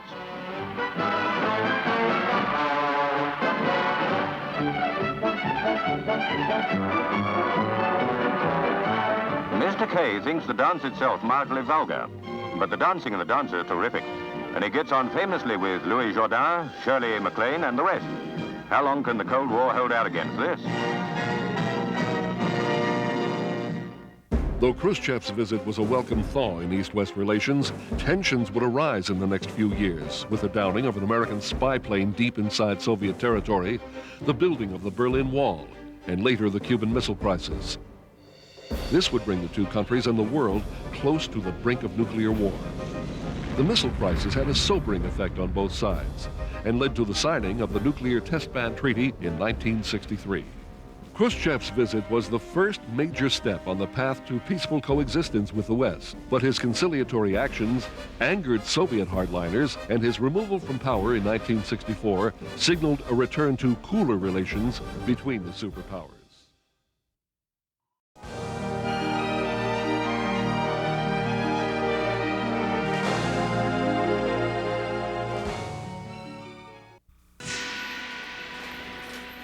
August 13th, 1961, was the day the Cold War heated up. German citizens awoke to the sounds of the Berlin Wall being constructed. What had been a city divided by politics became a city divided by stone. When World War II ended, the defeated country of Germany and its capital city of Berlin were divided in half.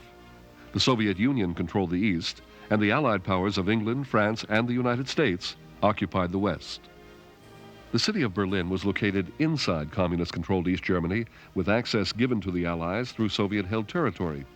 Since the war years, West Berlin had become a thriving industrial metropolis and was a continuing irritant to the Russians. It showed to the world, and to the East Germans in particular, the contrast between the communist and capitalist ways of life. Even worse, West Berlin was the only breach in the impenetrable Iron Curtain. It had long provided an escape route for thousands upon thousands of communism's top professionals and intellectuals. After the failed Bay of Pigs invasion, Berlin suddenly took center stage in the world arena. On June 15, 1961, Soviet Premier Khrushchev declared his intention to sign a treaty with East Germany, which would cut off free access to the city and terminate all Allied rights in West Berlin. The city had remained relatively quiet for almost a decade, but with this pronouncement, Khrushchev transformed it into a tinderbox. At the UN, President Kennedy made the Allied position clear. There is a dangerous crisis in Berlin, and there is. It is because of threats against the vital interests and the deep commitments of the Western powers and the freedom of West Berlin. We cannot yield these interests. We cannot fail these commitments. We cannot surrender the freedom of these people, for whom we are responsible. On August 13th, Russia carried through with its threat and closed the border between East and West Berlin. Within days, the Berlin Wall was erected. Kennedy responded by moving 1,500 Allied reinforcements into West Berlin, but continued a diplomatic dialogue. On October 26th, East Berlin refused to allow U.S. civilians into the city, provoking a U.S.-Russian tank standoff at the Berlin Wall. At that point, NATO leaders decided to send a clear warning of their own. Bad weather grew steadily worse in Bavaria near the end of the 7-day NATO exercises. Among VIPs watching was Federal German Defense Minister Strauss. Helicopters demonstrated how 200 infantry could be transported in a matter of minutes to a threatened point. 60,000 American, French, and West German troops took part.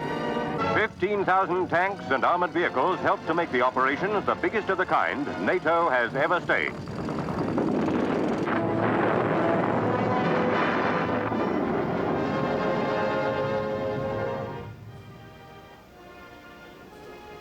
On November 7th, diplomatic negotiations and common sense finally took hold. Having stopped the refugee flight to the West, And having faced nuclear holocaust, Khrushchev announced that he would postpone settlement of the Berlin question. A situation that many feared would bring up the curtain on World War III had for the moment been averted.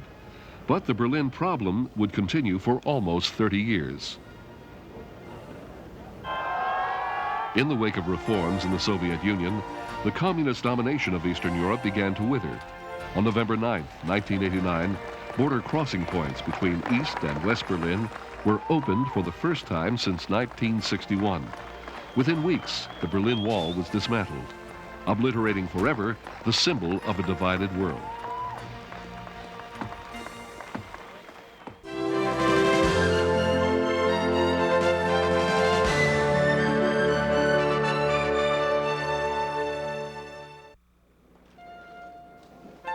On August 5, 1962, the entire world mourned the loss of one of the 20th century's greatest icons. Marilyn Monroe was dead at age 36. Known the world over for her motion picture sex appeal, the vivacious actress, who began her life as an unwanted child named Norma Jean Baker, rose to international stardom, the likes of which very few have ever achieved. Even today, she still reigns as Hollywood's greatest film goddess. But the sexy, slightly daffy persona that she created was merely for the public's benefit. Though she exuded a carefree image to her fans, privately, she suffered with troubling emotional problems. Her fairy tale marriages to baseball great Joe DiMaggio and playwright Arthur Miller both ended sadly in divorce. Though her life ended tragically, the world still fondly remembers the forever enchanting Marilyn Monroe.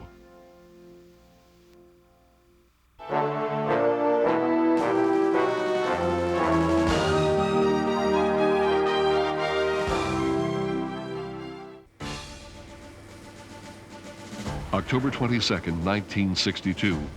For one long week in early fall, the world came the closest it's ever been to nuclear warfare. What came to be known as the Cuban Missile Crisis began when the United States discovered the presence of Soviet-built missile bases on the island of Cuba. The evidence is incontrovertible. Aerial cameras in American military reconnaissance planes made remarkable photographs, such as this one of a medium-range ballistic missile base, which documents the Soviet offensive buildup in Cuba. The Defense Department says there are 8 to 10 missile bases in Cuba. The threat of a nuclear-armed Cuba was quickly recognized. Cabinet members, military and congressional leaders were summoned to meet with President John F. Kennedy. Cuba's secret missile bases were not the only concern. It was reported that Cuban dictator Fidel Castro wanted the U.S. naval base at Guantanamo. Fearing attack, dependents of armed forces personnel stationed at the base were withdrawn. 2,000 Marines were ordered in as reinforcements. In a televised address on October 22nd, President Kennedy warned that the missile bases would provide a nuclear strike capability against the Western Hemisphere and outlined his plan for a naval blockade. To halt this offensive buildup,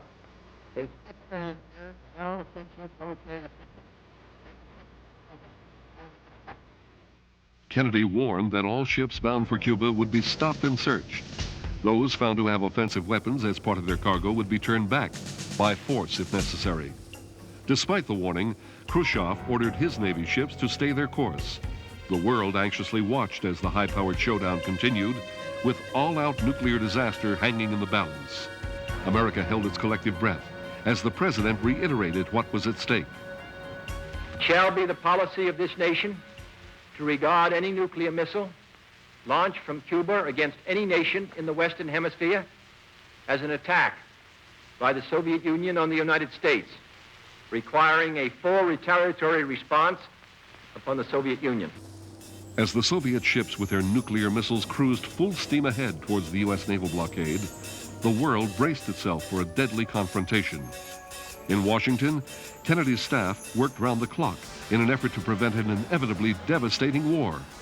Due to the dire nature of the standoff, the president requested an emergency meeting of the United Nations. General Outhant seeks to mediate the U.S.-Soviet crisis.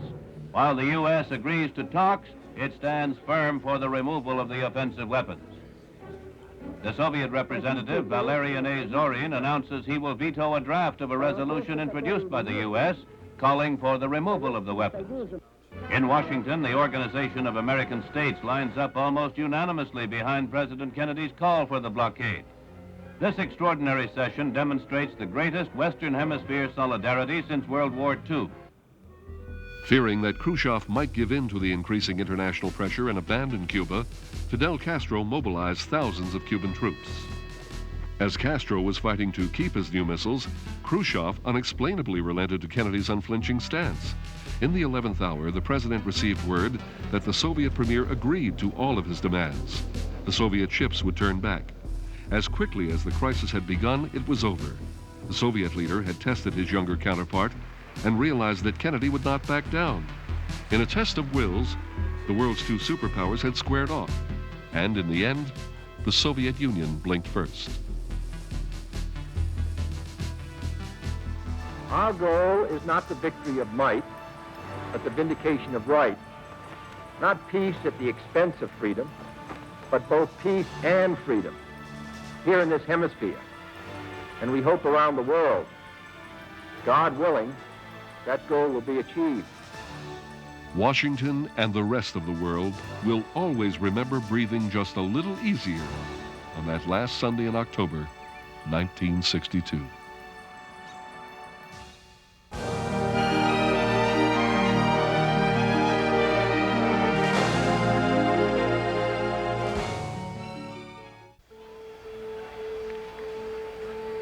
November 22nd, 1963.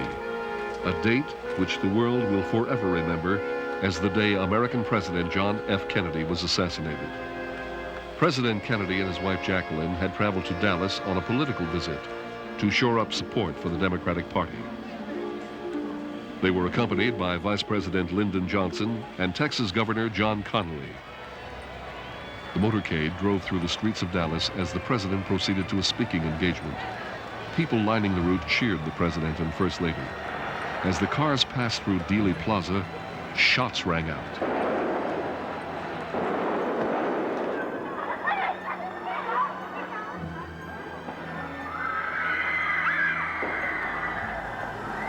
Confusion is indescribable. Both the president and Governor Connally are hit. While they are rushed to hospital, swarms of police and FBI men search for the assassin.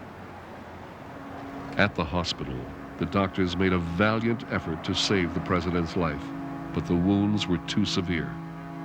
A shocked nation mourned at the news of his passing. The police now have the murder gun. On it, they say, a palm print of the man under arrest. He is 24-year-old Lee Harvey Oswald. 4 years ago, he defected to Russia, worked there, and married a Russian. Kennedy's body was placed onto Air Force One for the trip back to Washington. On the same plane, Vice President Johnson took the oath of office. This is a sad time for all people. We have suffered a loss that cannot be weighed. For me, it is a deep personal tragedy. I know that the world shares the sorrow that Mrs. Kennedy and her family bear. I will do my best. That is all I can do. I ask for your help and God. Any chance of finding out more from Oswald about the president's assassination ended 2 days later. As he was being taken to a court appearance, Oswald was shot and killed by a small-time gangster, Jack Ruby, silencing forever the one man who may have known the truth about Kennedy's death. In a solemn procession in Washington, Kennedy's casket was moved from the White House to the rotunda of the Capitol. A riderless horse in the procession symbolized the loss of America's chief executive. The president was laid in state as thousands filed by to pay their last respects to their fallen leader. On Monday, November 25th, tens of thousands watched the funeral procession that took the president's body to Arlington National Cemetery. Leaders from around the world attended the service and mourned as Kennedy was laid to rest.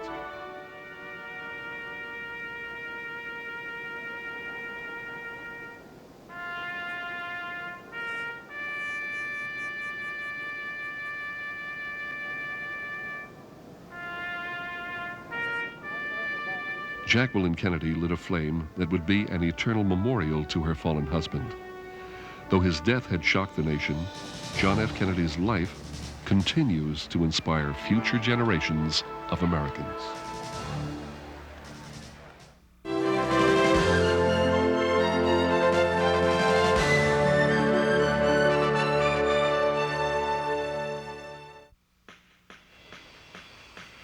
February 7, 1964, a plane landed at New York's Kennedy Airport, and America would never be the same. The Beatles had arrived. John, Paul, George, and Ringo were greeted by the screams of thousands of young fans who had turned out to welcome them. This was the beginning of Beatlemania. The Beatles brought new elements of melody and harmony to rock and roll in a completely original style. But no one was prepared for the reception they received in February of '64. They had broken into Britain's top 40 2 years before with their song Love Me Do. Their manager, Brian Epstein, quickly cleaned up the Fab Four's act by replacing their tough James Dean-like image with matching suits and ties. The outrageous Beatle haircuts were meant as a spoof of the well-bred English schoolboy look. At the post-flight press conference, the Beatles' hair got almost as much attention as they did. How many are bald that you have to wear those things? All of us. I'm bald. You're bald? Oh, we're all bald. Don't tell anyone, please. I'm deaf and dumb, too. Aren't you afraid of what the American Barbers Association is going to think of you? Well, we've grown quicker than the English ones. We'll have a go in. Their appearance on The Ed Sullivan Show 2 days later made them instant icons across America. In 1964, the Beatles had 5 hits in the Billboard Top 10 at the same time. The Beatles and their music then went on to conquer the world. Their world tour made them international figures. And if this lineup doesn't look familiar, it's because drummer Jimmy Nicol was added for the Australian tour while Ringo recovered from tonsil surgery. Have you been practicing up your Australian accents? No, Colin, not at all. Are you individually millionaires yet? No, that's another lousy room. I wish we were. Brian Epstein a millionaire? No, even he's not one, poor fellow. Where does all the money go? Well, a lot of it goes to Her Majesty. She's a millionaire. The Beatles would be the first of many new groups that would be dubbed the British Invasion. The Animals, the Dave Clark Five, and the Rolling Stones all became part of what the Beatles had started, a new youth culture. Their success affected far more than young record buyers. They began to influence an entire generation. Their clothes, hair, and even their lifestyle had an impact on the youth of the world. What about the Beatles styles, all these wigs, suits and things? Are they catching on over? Yeah, they're selling 15 million a day. The Beatles' influence would extend far beyond fashion and music. Their endorsement of the anti-Vietnam War movement of the late 1960s galvanized the cause. They also inspired a generation of admirers to think for themselves and to love one another. Beatlemania may have faded with the fads of the 60s, but the effect that the group had on popular music and on a whole generation is still being felt today.